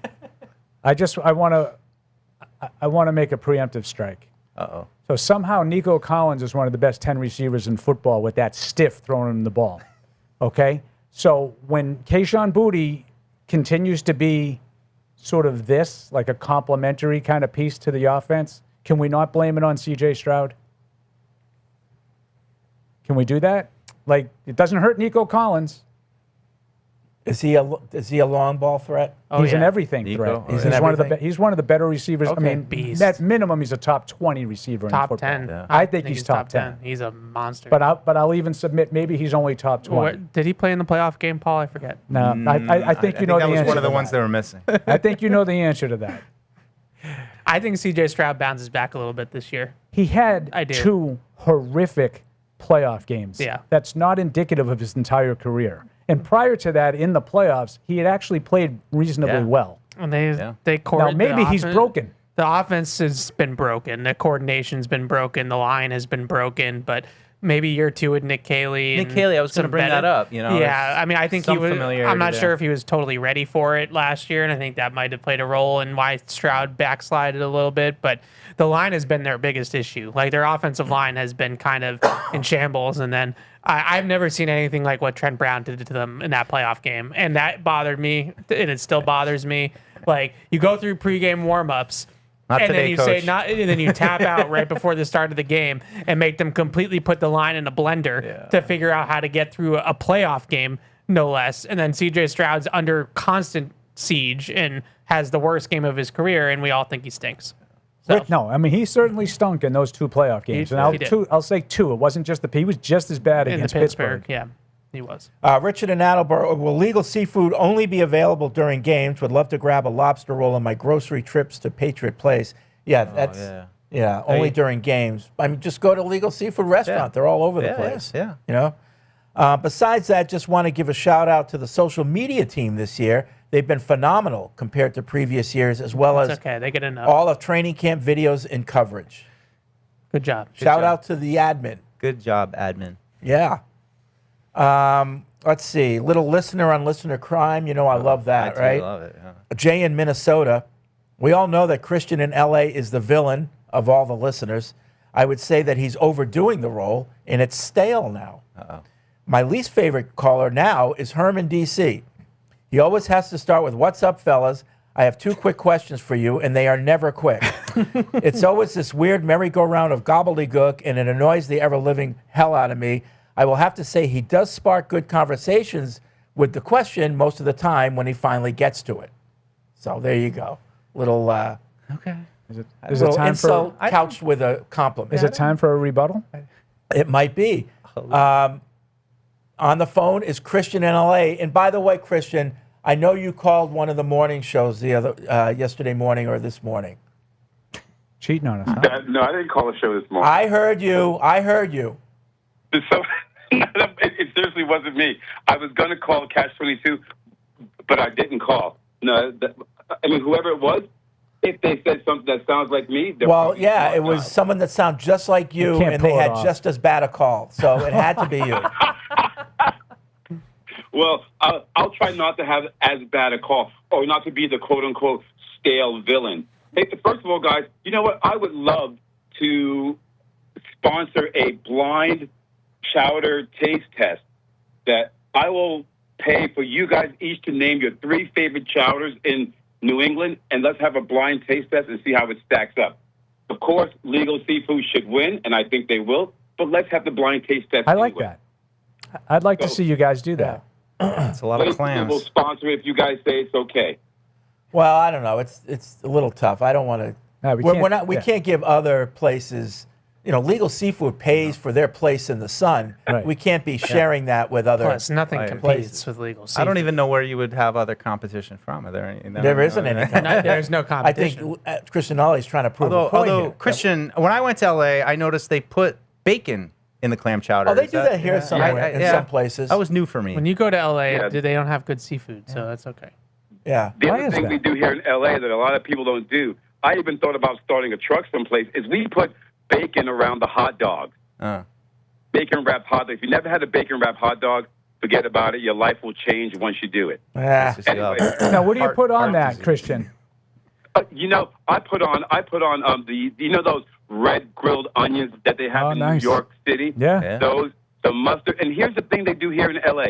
They sprinkle some mayo and some chili lime on it. I don't want mayo on my hot dog. On a hot dog? I've not had Welcome it, but to LA. I think it's, Where are you going? Like, is this like Carney's or what do you got? Going to Pink's? no. This Where are you is going? the LA. This is the LA street dog. Oh, just LA street dogs, right next to the street tacos. I've been to Pink's a couple of times, and that's like the I don't bathroom know. time after that is like That you line- better be near a restroom after you eat one of those. All right, thanks, Christian. I'm intrigued by that bacon wrapped hot dog though with the red onions. good. Like that sounds good. Why you got to always chastise me? There's only one way to eat a hot dog. The long but way. you can't get it up this way. It's with sauerkraut and brown mustard. Sure. That's how you eat a hot dog. I like Nice that. Jewish I like deli. that. I Get like your that. sauerkraut, Huh? brown mustard. I don't really like sauerkraut. On a hot dog? No, Have you had it? I have had it. On a hot dog. Yes. Yeah, and you don't like it. That's not my favorite. Reuben? It's not my favorite either. I don't like Reubens. No Reuben. You don't like Reubens? No. What's the matter with you? What's the matter with you? Don't really like sauerkraut. Do you like Rachel's? What's Rachel's? It's the female Reuben. It's a turkey Reuben. Turkey Reuben. I don't know if I've ever partaken. Now listen, hot dogs, We're talking Rachel brown Green. mustard and sauerkraut. That's it. None of bacon like wrap that. and peppers I and like this that. and that. You put peppers on sausage. I agree. I like that. Sausage and peppers. One of the sausage pepper onions. And mayo one on of a the hot elite dog? sandwiches. Holy crap. I mean, I'm sure No, it's I don't great. like mayo on a I'm hot sure dog. it's Zoe great. asked me that on the broadcast a couple of years ago No, about it's mayo not. on a hot dog. I was like No. grossed out by it. No, it's not good. I wouldn't do it myself, but I'm sure if I tried it, it would be delicious. I would say I don't like to give New York a lot of compliments, but Grace Papaya is the real deal in New York, and their hot dogs are the much better than any of the ones I had in LA. So sorry, Christian. I do like Pink's though. Pink's was good. Yeah. But I like- used to walk there. Yeah, it was But like deadly. a lot of that's like more like it's got like It's a bunch of stand, stuff it's- on it. yeah, You know, oh, like yeah. it's not like a like Late nights, it's chili just and lying around the cheese building. and- Yeah. Like Paul said, if you have to put all that stuff on it, it probably isn't that good. Yeah. It's a hot dog. I do like, yeah. I the mean, end a of the hot day- dog is kind of not that good on its own. Oh, I used to eat hot dogs I was gonna raw. say Fred loves That's hot gross. dogs. That's It's the most- bologna. That's It's the gross. bologna. Yeah, and bologna's kind of gross. No, it isn't. Nobody. Fred loves a hot dog. Lips and I angles. know that. I do. I do like. I like a good hot I like dog. a good hot dog. A grilled Every hot now dog. and then, But I, mustard, onion. I like, Costco hot dogs are good too. That's like always time. This is $1.50. If you want a hot dog here, there's a place called Casey's in Natick, and it's like a little like you go in and it's just a lunch counter, and it's like almost like a train car type of situation. Yeah, and there's I like about that. 14 or 15 stools in there. Oh yeah. And you can stand if you want to, and there's a window also. And then they got hot dogs, they got burgers. This place is delightful, Ev. My dad Delightful. looks it up. my dad grew up in Framingham. And Is Simcoe's and Mattapan still around? I don't know about that one, but Casey's in Natick is the place to go for hot dogs around here. Spencer's in D.C. Where do you go for hot dogs? Spencer. Hi. Hi. Hi. Thanks for taking my call. I wanted to thank you guys again for the T-shirt you guys sent a couple months back. I called as Spencer from Penn State. It was a great gift for my dad's birthday. And Nice. from Brookline, he's been a longtime Pats fan. Oh, Listened to PFW in progress. It really meant a lot. Nice. Okay. So Matt does send some of the shirts out. But I was going to say, finally, we got one that they actually sent it to him. Season. So I got a hypothetical for you guys. Which do you think is more likely? Efton Chisholm has a 1,000-yard season, or the Patriots make it all the way to the AFC Championship, and it's in the Sin City, Las Vegas, and Drake May on the game-winning touchdown drive, he runs it in, but Max Crosby, he's still pissed he didn't get traded to Baltimore, and he hits him late, he breaks his arm, and now you got to start Tommy DeVito in the Super Bowl, and you're thinking, man, if only there was someone in Las Vegas who could leave with the team and already knows the Josh McDaniels playbook. So it's this bitter No dog in the fight, victory. Okay, until they look up at the TV and someone has sold a major owner's stake of the Raiders, and Tom Brady walks in the door and says, "I'm back," and wins one more Super Bowl with the Patriots against the New York Giants. Easy, easy Yeah, I answer. know B. Paul would say B. Yeah. That was well done, Spencer. That was well done. Thanks, Spencer. I'm glad that Even Robert though you're Spillane taking a shot said at that my about guy. Tom Brady. Yeah, I'm glad. He was sad for him. Like I felt bad for him. Like I understand that Josh McDaniels and Mike Vrabel are going to take the high road and all that. Yeah, it's a crappy comment. Paul was right. Here we go. Gandalf in the Shire. First off, I wish Booty well and hope he thrives in Houston. However, I'm not concerned with Stroud throwing to his third or fourth wide receiver in the playoffs against the Patriots. It's more likely that the trade will come back to haunt the Texans. I can see Stroud picking up right where he left off, throwing another interception right to our boy Reed to seal the game. Yeah. I mean, there is a chance that Booty's the third or fourth receiver at best. Yeah. Now, I don't know exactly where Tank Dell's ready to go, right? I don't know where if Tank is ready to come back, then he's unquestionably like fourth. But I'm not sure about Jalen Noel either. Yeah. But you see how he fits in well. I mean, he gives you an outside guy with. But he could also be the set. Like if it's Correct. it could be he him, could him be and two. Nico. He Like, could be the two, and he has already proven that you do not have to flood him with targets to get production out of him. Right. So, I mean, I probably think more of C.J. Stroud than virtually anybody now. Like now, his value couldn't be any lower. But I hear you though, Paul. I loved him after those first couple playoffs where he just showed so much toughness. he's not and as he bad hung in there as and, bad as he played in the playoffs. His rookie year was really good. Yeah. I mean, it was every bit as good as like Drake May and Jaden Daniels' breakout years. Okay. I wonder what the Kaylee offense looks like. Like how much of it's McVay, how much of it is. Does he have any New England influence? It tried to be like a influence? melting pot, and Yeah. I think that kind of had one foot in one door and one foot in the other, and I think that you got to kind of commit to a system. Like they were trying to run a lot of McVay stuff, but then their drop back game was very McDaniels, and like that marriage was kind of And they iffy. could not run the ball at all. Yeah. Mohammed from Philly, what's up? Hey, thanks for taking my call, guys. I got two questions for you. Jalen Reed, he was a sixth-round pick last year. I just wanted to get a little bit of feedback on, is that the quality player he is, or is it just because players like Nick Emmanwori on the stage like that he had last year kind of boosted his stock? So how would you guys grade him? And then the second question is for 2027. Are we done drafting receivers, or, AJ's not a spring chicken anymore? After next year. So are we looking, we're going to be back in that hole looking for a wide receiver one moving forward. Let's see what happens this year. Mohammed, you been to the Victor Cafe in Philly?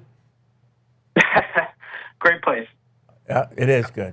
All right. Top All right. notch. Thanks, Mohammed. Yeah, I think they'll be back in the wide receiver market. I think a lot of their guys, as Mike has been pointing out throughout the offseason, Douglas, Hollins, these guys are in the last year of their deals. I think they'll probably be in the market for a wide receiver. But I don't think at the top of the depth chart. I think they get 2 years out of this Brown and Dobbs duo. But yeah, for guys to fill out and maybe have ceilings that could be number one receivers. Andrew in Vermont taking issue with Evan. I like that. Good. First of all, he says, big fan. Show you're has not. gotten better with time, especially the addition of Mike, Evan, and Alex. Sorry, Paul and Fred. Love you both, too. Mostly it's a shot at Andy and Eric. That said, I felt compelled to email because of Evan's reversal on a long-standing off-season take. Several times, fans have called in asking about Hollins as a tight end. Evans has mocked these callers on both PU and Catch 22, explaining that Hollins is too small a body and not good enough blocker to be a tight end. So true. Fair enough, except this morning on Catch 22, when discussing the tight end depth, I was shocked to hear Evans suggest that the Patriots will probably have to run 4 wide receiver plays with Hollins as a stand-in tight end. Shame on you, Evan, for stealing this take from the callers and passing it off as your own. Okay. Can't believe you Is did there that. truth to that? I don't. You don't recall saying that? Shame on you. Don't like that language. That's all. Shame on you. Yeah, like that's like do better. No, be Like- better. Like My okay. personal theory. But does he have a point? I said that if if Henry got hurt, instead of like relying too much on the young guys in Raritan and the rookies, I could see them becoming more 4 wide receiver heavy, and that they could use Hollins in some of those like blocking responsibilities. So Sure. I would just say that, like, they're both right. Like, he's not a tight end. He would take over some of those responsibilities because you don't have a tight end. If you ask him to line up in line and block like a traditional tight end, he can't. He's not big enough to do that. I think he can be a good blocking wide receiver and take on tight end qualities. I know that sounds like I'm qualifying it, but like, I think people think because they're so thin at tight end, he's a tight end now, not a wide receiver. I think he's a wide receiver who can be like a tight end. But he's 220 some odd pounds. Yeah, well, there's a big difference between picking off DBs and the than lining up against a defensive end. And I having wasn't to push even it out the really, nickel. I wasn't even really talking about them doing it in like run situations either. I was more talking like on third down, if there's no Hunter Henry, then instead of having 11 personnel with 3 receivers and Hunter Henry, maybe they just go 10 and they have 4 wide receivers and Hollins is kind of running Henry's routes. We saw a little of that at practice one of those days, Mike, that you and I were sitting in the VIP area. Yeah, I wasn't even talking 10 about personnel. him We snuck like blocking people in the run game and stuff like Right. that. I was talking about it as a passing formation. But that's what the conversation is when people ask, can he be a tight end? Like, that's what a tight end does. You block on early downs, and you got to have your hand in everything, you know? Right. And I think with him, because I think that because he's so versatile, he can allow you maybe to save you don't have tight ends. You have like basically 2 guys that you feel okay about in Henry and Raritan. We're trying to learn a little bit about Tanner Arkin. Like, we don't know exactly what that is and what that's going to look like. So you can save a roster spot and then use Hollins in a variety of different ways, not the least of which is as a deep threat too, which I think people forget about. And that's why Josh loves him. Like, all the things we list off that guy can do. He's not a superstar, but he's fine being the number 4 or 5 receiver, doing what you need, running straight down the field a full sprint and not knowing he's not going to get the ball. That's why he's valuable. Email. Matt in Virginia just wanted Shame. to chime in to give you all another talking point for the Henderson versus Stevenson thing. Even Madden thinks Henderson is better and has him rated 82 OVR as the primary starter for the team, with Mondre only at 78. I'm not sure why this is the prevailing I know opinion why. around football in general, but like you all, I also watch football and believe Mondre is still a better overall back than Henderson is today. There's one thing that Madden loves, and it's speed. Speed. If Yeah, you, I if, can answer that, and I don't play Madden. yeah, I know it's evolved, and like Barth the finger wags me and says it's like not like this anymore. When we were kids growing up, Bethel Johnson might as well have been Randy Moss in Madden because he was a 99 speed. And so you could just put him on the field at wide receiver and he'd run by everybody because he was the fastest guy in the game. And that's why Henderson has a higher rating than Ramondre is, because he's faster. Press conference. I think this is also kind of jarring to me that they had so much, that he's had such a good camp, that Ramondre Stevenson. This is all coming on the heels of Ramondre. I guess Elliott is already there. Oh. That's Yeah, what but Ace is trying to tell us. Yeah, Okay. but I don't hear it. We have press conference. We got Elliot? Yeah. Yep. Okay, we can't hear it. Yeah. You Oh, there showed it is. tremendous growth and progress as a person and a player, and excited for him and his opportunity. But this was about the Patriots and doing what's best for our organization. How would you describe where things stand with Christian Gonzalez and the talks with his? Yeah, nothing new to report on Christian. Want him here. He's an elite player. Been on record saying that before, and we're continuing to work with his representation to find a resolution that works for everyone. Do you view week 1 as sort of an internal deadline when it comes to his potential extension, or would you guys be open to continuing that throughout the season? We're just kind of taking it a day at a time right now. We haven't set a deadline. Is the Joey Porter situation a complicating factor in that at all? Probably not familiar with the Joey Porter situation. Joey Porter for the Steelers also seeking a big contract. I know Devon Witherspoon was someone that people. Yeah, no. I mean, every situation's different. We're just focusing on our situation here. Do you have clarity, Elliot, on exactly what they're asking for and where the gaps are right now, or is it kind of? We're not going to get into any details in the negotiation right now. Just know that we're working, and we'll go from there. Are you a yes or no question, though? I'm not asking you to tell me what the details are, but do you know where their stance is and where you guys are, so we can have a view maybe on the outside as to what separation there is, so we can pass that on to the fans? Yes. Are you confident that a deal will get done with Christian? I'm confident that we're continuing to work on it, and we're positive that we're making momentum. I understand that there were 7 receivers. Why did Kayshawn have to be kind of the odd man out, I guess? Kayshawn, I wouldn't say. I mean, I guess he was the odd man out, but there were some different conversations that we had with different teams throughout the league, and again, the opportunity to acquire Jalen Reed for a player that Houston wanted is something that we decided to pull the trigger on. We feel really good about our receiver group. We have guys that can play in multiple positions. They all really complement each other well. And obviously, when we acquired Romeo and AJ, something had to give because we have, guys that can play in the slot, guys that can play Z, block, play special teams. So there's just a lot of different elements, and we feel really good about the guys that we have in the room. What did you make of Mike saying the other night that the roster wasn't very deep? Yeah. And he mentioned speaking to you about it, so I just wonder how that all went. Yeah, I mean, every season is different. We've had some injuries here over the course of the last couple of weeks that obviously thinned things out. We were pretty lucky, knock on wood, last year with some of the injury things that we had. And, every year is different. Every position's different. We're deeper at some positions than we were last year. We're shallower at others.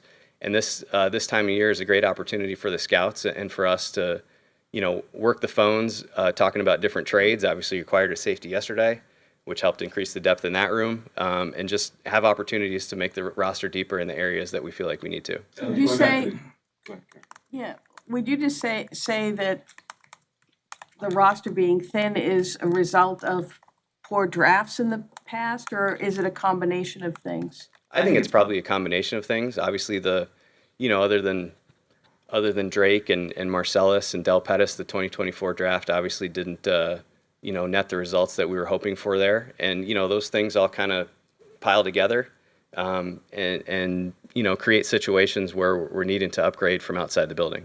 Elliot, going back to the Kayshawn trade, you mentioned wanting to draft Jalen. You had drafted 8 players before he came off the board. So I'm curious, what about the timing of this deal made this have to happen now, where Jalen in the 7th round pick was better than Kayshawn, maybe even for a couple of months, if you waited to deal him before the trade deadline? Yeah, I mean, again, we have a deep receiver room. I think that's really what it came down to. And as you look to the game day roster, there's maybe some situations where the opportunities for certain players wouldn't be there, and we felt like this was the right time to do it. Was there any concern about helping out a conference rival, potential opponent, a team you played in the playoffs last year? No, there was no concern about that, and I don't think there's any concern for them to send us a safety that we think can play. Yesterday at practice, we saw Travion leave a little early after slipping. What level of concern is there, if any, that is a situation that is very serious? Yeah, we're working through that situation now, and he's probably not going to be out there at practice today, but we'll see how that goes. You mentioned A.J. Brown and Romeo Dobbs are in, kind of Stephon Diggs, and now Kayshawn Boutte out. Last year, you guys were number 2 in points. Drake Mays, runner up for MVP. So was it the playoffs that you decided that you guys needed an upgrade at receiver? Just where did you decide that you needed an upgrade there, I guess? It was kind of ongoing. Just felt like, again, in free agency, there's only so many young, talented players that are out there. So Romeo was a guy that we identified early on in the process that we wanted to acquire, and we were able to. And then obviously when a talent like A.J. Brown becomes available, as long as we had to wait for that in the off season and start those conversations when we started them, it was just an elite player that we're excited to be able to acquire. So it's always about improving the roster. You asked the question about depth. Some of the depth pieces, like we have guys that are good enough to be on the 53, but we'll be looking to upgrade. And it's all about trying to get better each day.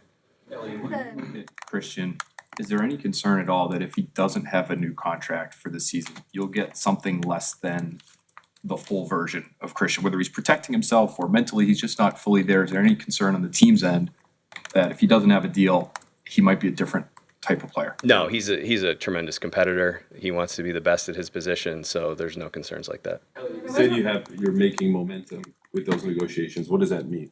Again, I'm not going to get into the negotiations here today. we are working with Christian's representative to try to get something done, and that's what we're doing. Reported before that Kayshawn had requested a trade out. Did the timing of this trade, you said it was deep receiver room, but did it also have to do with Kayshawn possibly wanting to get out before the season started to be with a new team rather than waiting for the deadline? No, it didn't. Obviously getting a player, for us getting Jalen in now, he gets an opportunity to work with the defensive coaches. Safety is obviously a tough position to learn. Get with the special teams coaches. He's played some PP in the past, so that's something that, he can start to learn our cadence and our system there. And, the same probably goes true for Kayshawn, but no, that didn't really factor in. Kayshawn was a very professional throughout the whole offseason and did a nice job for us, and he had a good camp, as you guys all saw. You guys have dealt with a series of injuries with your backup offensive linemen. What is your level of concern with the group, behind your starters right now? Well, I think, we signed Greg Van Roten, which obviously, showed some level of, admittance of need for that position. And Greg started a lot of games in his career.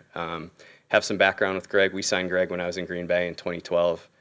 We signed him during training camp for the first time, and he ended up making the team. So, that kind of goes to show what kind of intelligence and ability that he has. And I think he showed that again yesterday when, he took 2 snaps at center, then 2 snaps at left guard, and 2 snaps at right guard in the same period in his first practice with the team, really. So, we have some rookie tackles that we like, and James Hudson and some of these guys that are battling on the second team. So yeah, we're excited about the group. And does that mean if there's an opportunity to supplement that group that we'll take it? When it comes to Jalen Reed's role in year one, do you see him as being primarily a special teamer and depth player, or do you think he could maybe contribute in the slot or somewhere in the defensive backfield? Yeah, we'll have to see. That'll kind of be up to him at this point, coming in, learning the system. He's supposed to be really smart, so we'll see if our reports on that are true. But talking to him this morning, he's really eager and excited to be here, and has pledged to be more violent on special teams. Minus the injury, what have you taken from Christian being out there throughout camp practicing with his teammates? Christian Gonzalez. He's been great. He came back yesterday and looked like he hadn't missed a beat. He had some productive one-on-one reps, and then he was making plays in the red zone. So again, he's a competitor. He's talented. He's elite, and again, hopefully we can get something done there. Elliot, Robert volunteered on day one of camp that you guys have offered to make Christian the highest paid corner ever. Is that still true a month later? Yes. Thank you. Obviously, there's a lot of planning ahead when you look at a deal like the one potentially for Christian here. A year from now, Drake will be eligible to sign a new contract. How much does planning for a new deal for Drake impact how you consider a new deal for Christian now? It's about a cash budget and things like that. So we're very aware of the timing of these things, and we're cognizant of having a plan for that and working with Jonathan and Robert, and thankful for their support that they're open and willing for us to be able to sign these great players. Thank you. Thanks. Thank you. All right, that's Elliot Wolf. Interesting. Paul, I wouldn't be discouraged if I were you on your legal seafood I'm not. fresh take. I would say so far, my fresh take is didn't take till the end of the show before it got proven wrong for now. But I agree with you. I think there's at least some optimism. No, they're talking. Momentum. They're talking. Was the word that came up. If they were at a complete stalemate and they weren't talking, I don't even think he would have come out to the podium. But the fact that he says we're working with his representation, I think there's just a couple things that are there's hang-ups, and they're probably trying to get through those. And so I wouldn't be too discouraged, Paul. I don't think it's as close as I thought it was. Okay. I will say that. All right. Well, you thought it was done, so I guess it wasn't. I have to be honest. I know. I thought him going back to prep, when Mike Vrabel yesterday, before we went out to practice, said that he was hopeful that he would be at practice this week, I thought that was kind of like, here we go. Okay. Yeah. Christian's pretty happy with where everything is. He's ready to come back to practice. This is pretty much done. Yeah. It's a done deal. Maybe that's what it is, but I'm less confident in that take than I was before Elliott spoke. Yeah, because now Christian's going to have to get up and do the same dance, and Ryan Cowden's Right. going to have to get up and do the same dance, and maybe shortly thereafter, in the next coming days, then it's all going to change. So I just stay where I'm at. I hope it gets done before the week leading into Seattle. Yeah, I guess the general momentum, and we're working with the representation, and we know where each other's sides are at, and like those are some positive phrases. But also a lot of buzzwords. in there. Yeah, I'm also reading a lot into some positivity, hoping that it is what it sounds like. But I still come back to, like, if they were worlds apart, I just don't know if he'd be practicing. Like, I feel like that's his only leverage, is to hold out at practice. And so if they were, and he hasn't been practicing, to be fair, but if they were worlds apart, I don't think he would have practiced at all this summer. And the fact that he has been practicing at least a little bit, I think tells you that it's not like it hasn't gone bad yet, I still felt like that. I felt like that from minute one when he got out there. But like at a certain point, it's like, okay, let's get it done. Put yourself in the shoes of Elliott Wolf. Let's just say it's one thing that's really holding this up, but both sides are really determined to get their way. He can't come out and say, yeah, we're really close. He's got to come out like, yeah, we're just negotiating. Continuing to because he work. doesn't want to give the other side an idea that we're about to cave, so it could be anything. But I'm just a little concerned that you have it. Yeah. Like, there is something that both sides are very adamant about. Yeah. So, I mean, we're willing to pay you X amount of dollars over X amount of years and have X amount of it guaranteed, but there's an element that one side wants that the other side's not willing to give. So you're not close. Non-starter. Yeah. Well, if it's just one thing, I think you might be. I think if you got the general framework, but then there's some details about when and, then I think you'll get it done.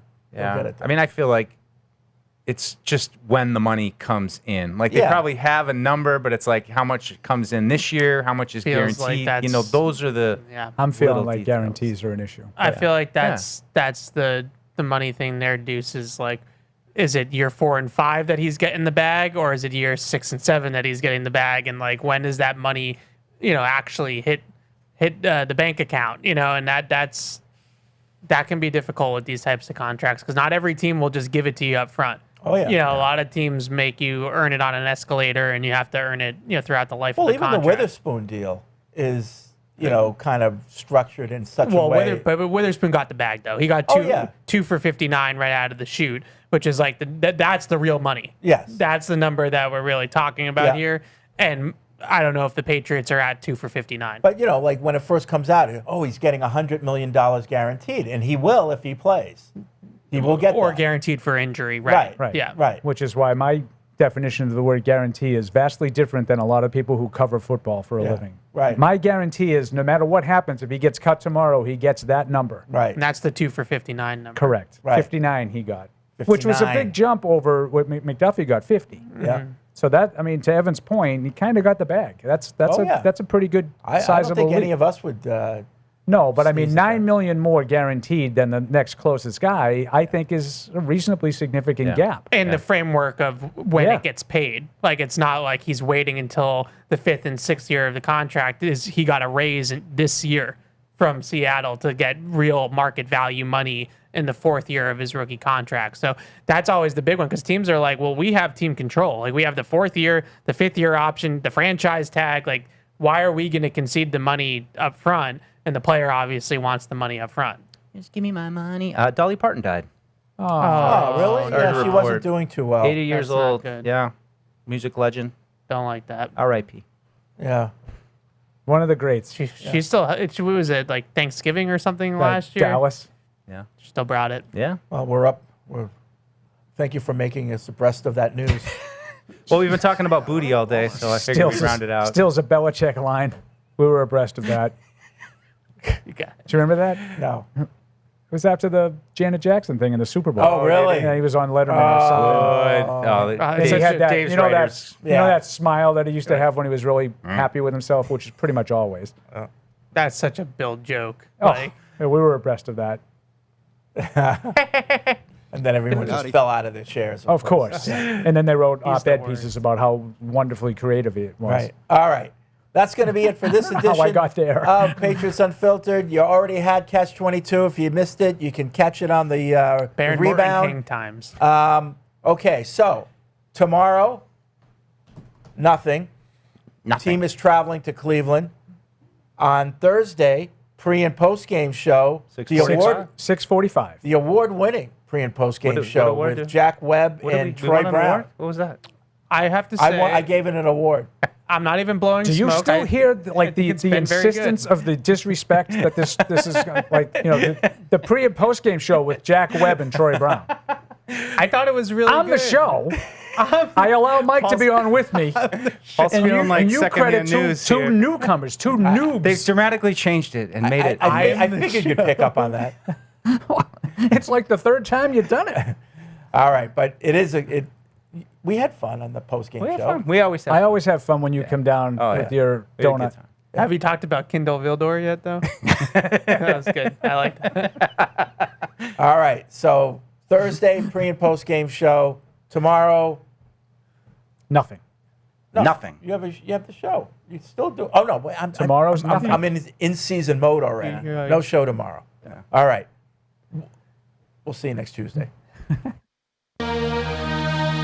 Hey, this is Deuce. Thanks for tuning into the show. If you really want to help us, make sure you like us wherever you get your podcasts, like Apple Podcasts or Spotify. Also, make sure you follow us on the New England Patriots YouTube channel to see this show and everything else that we do here at the Patriots. Thanks a lot.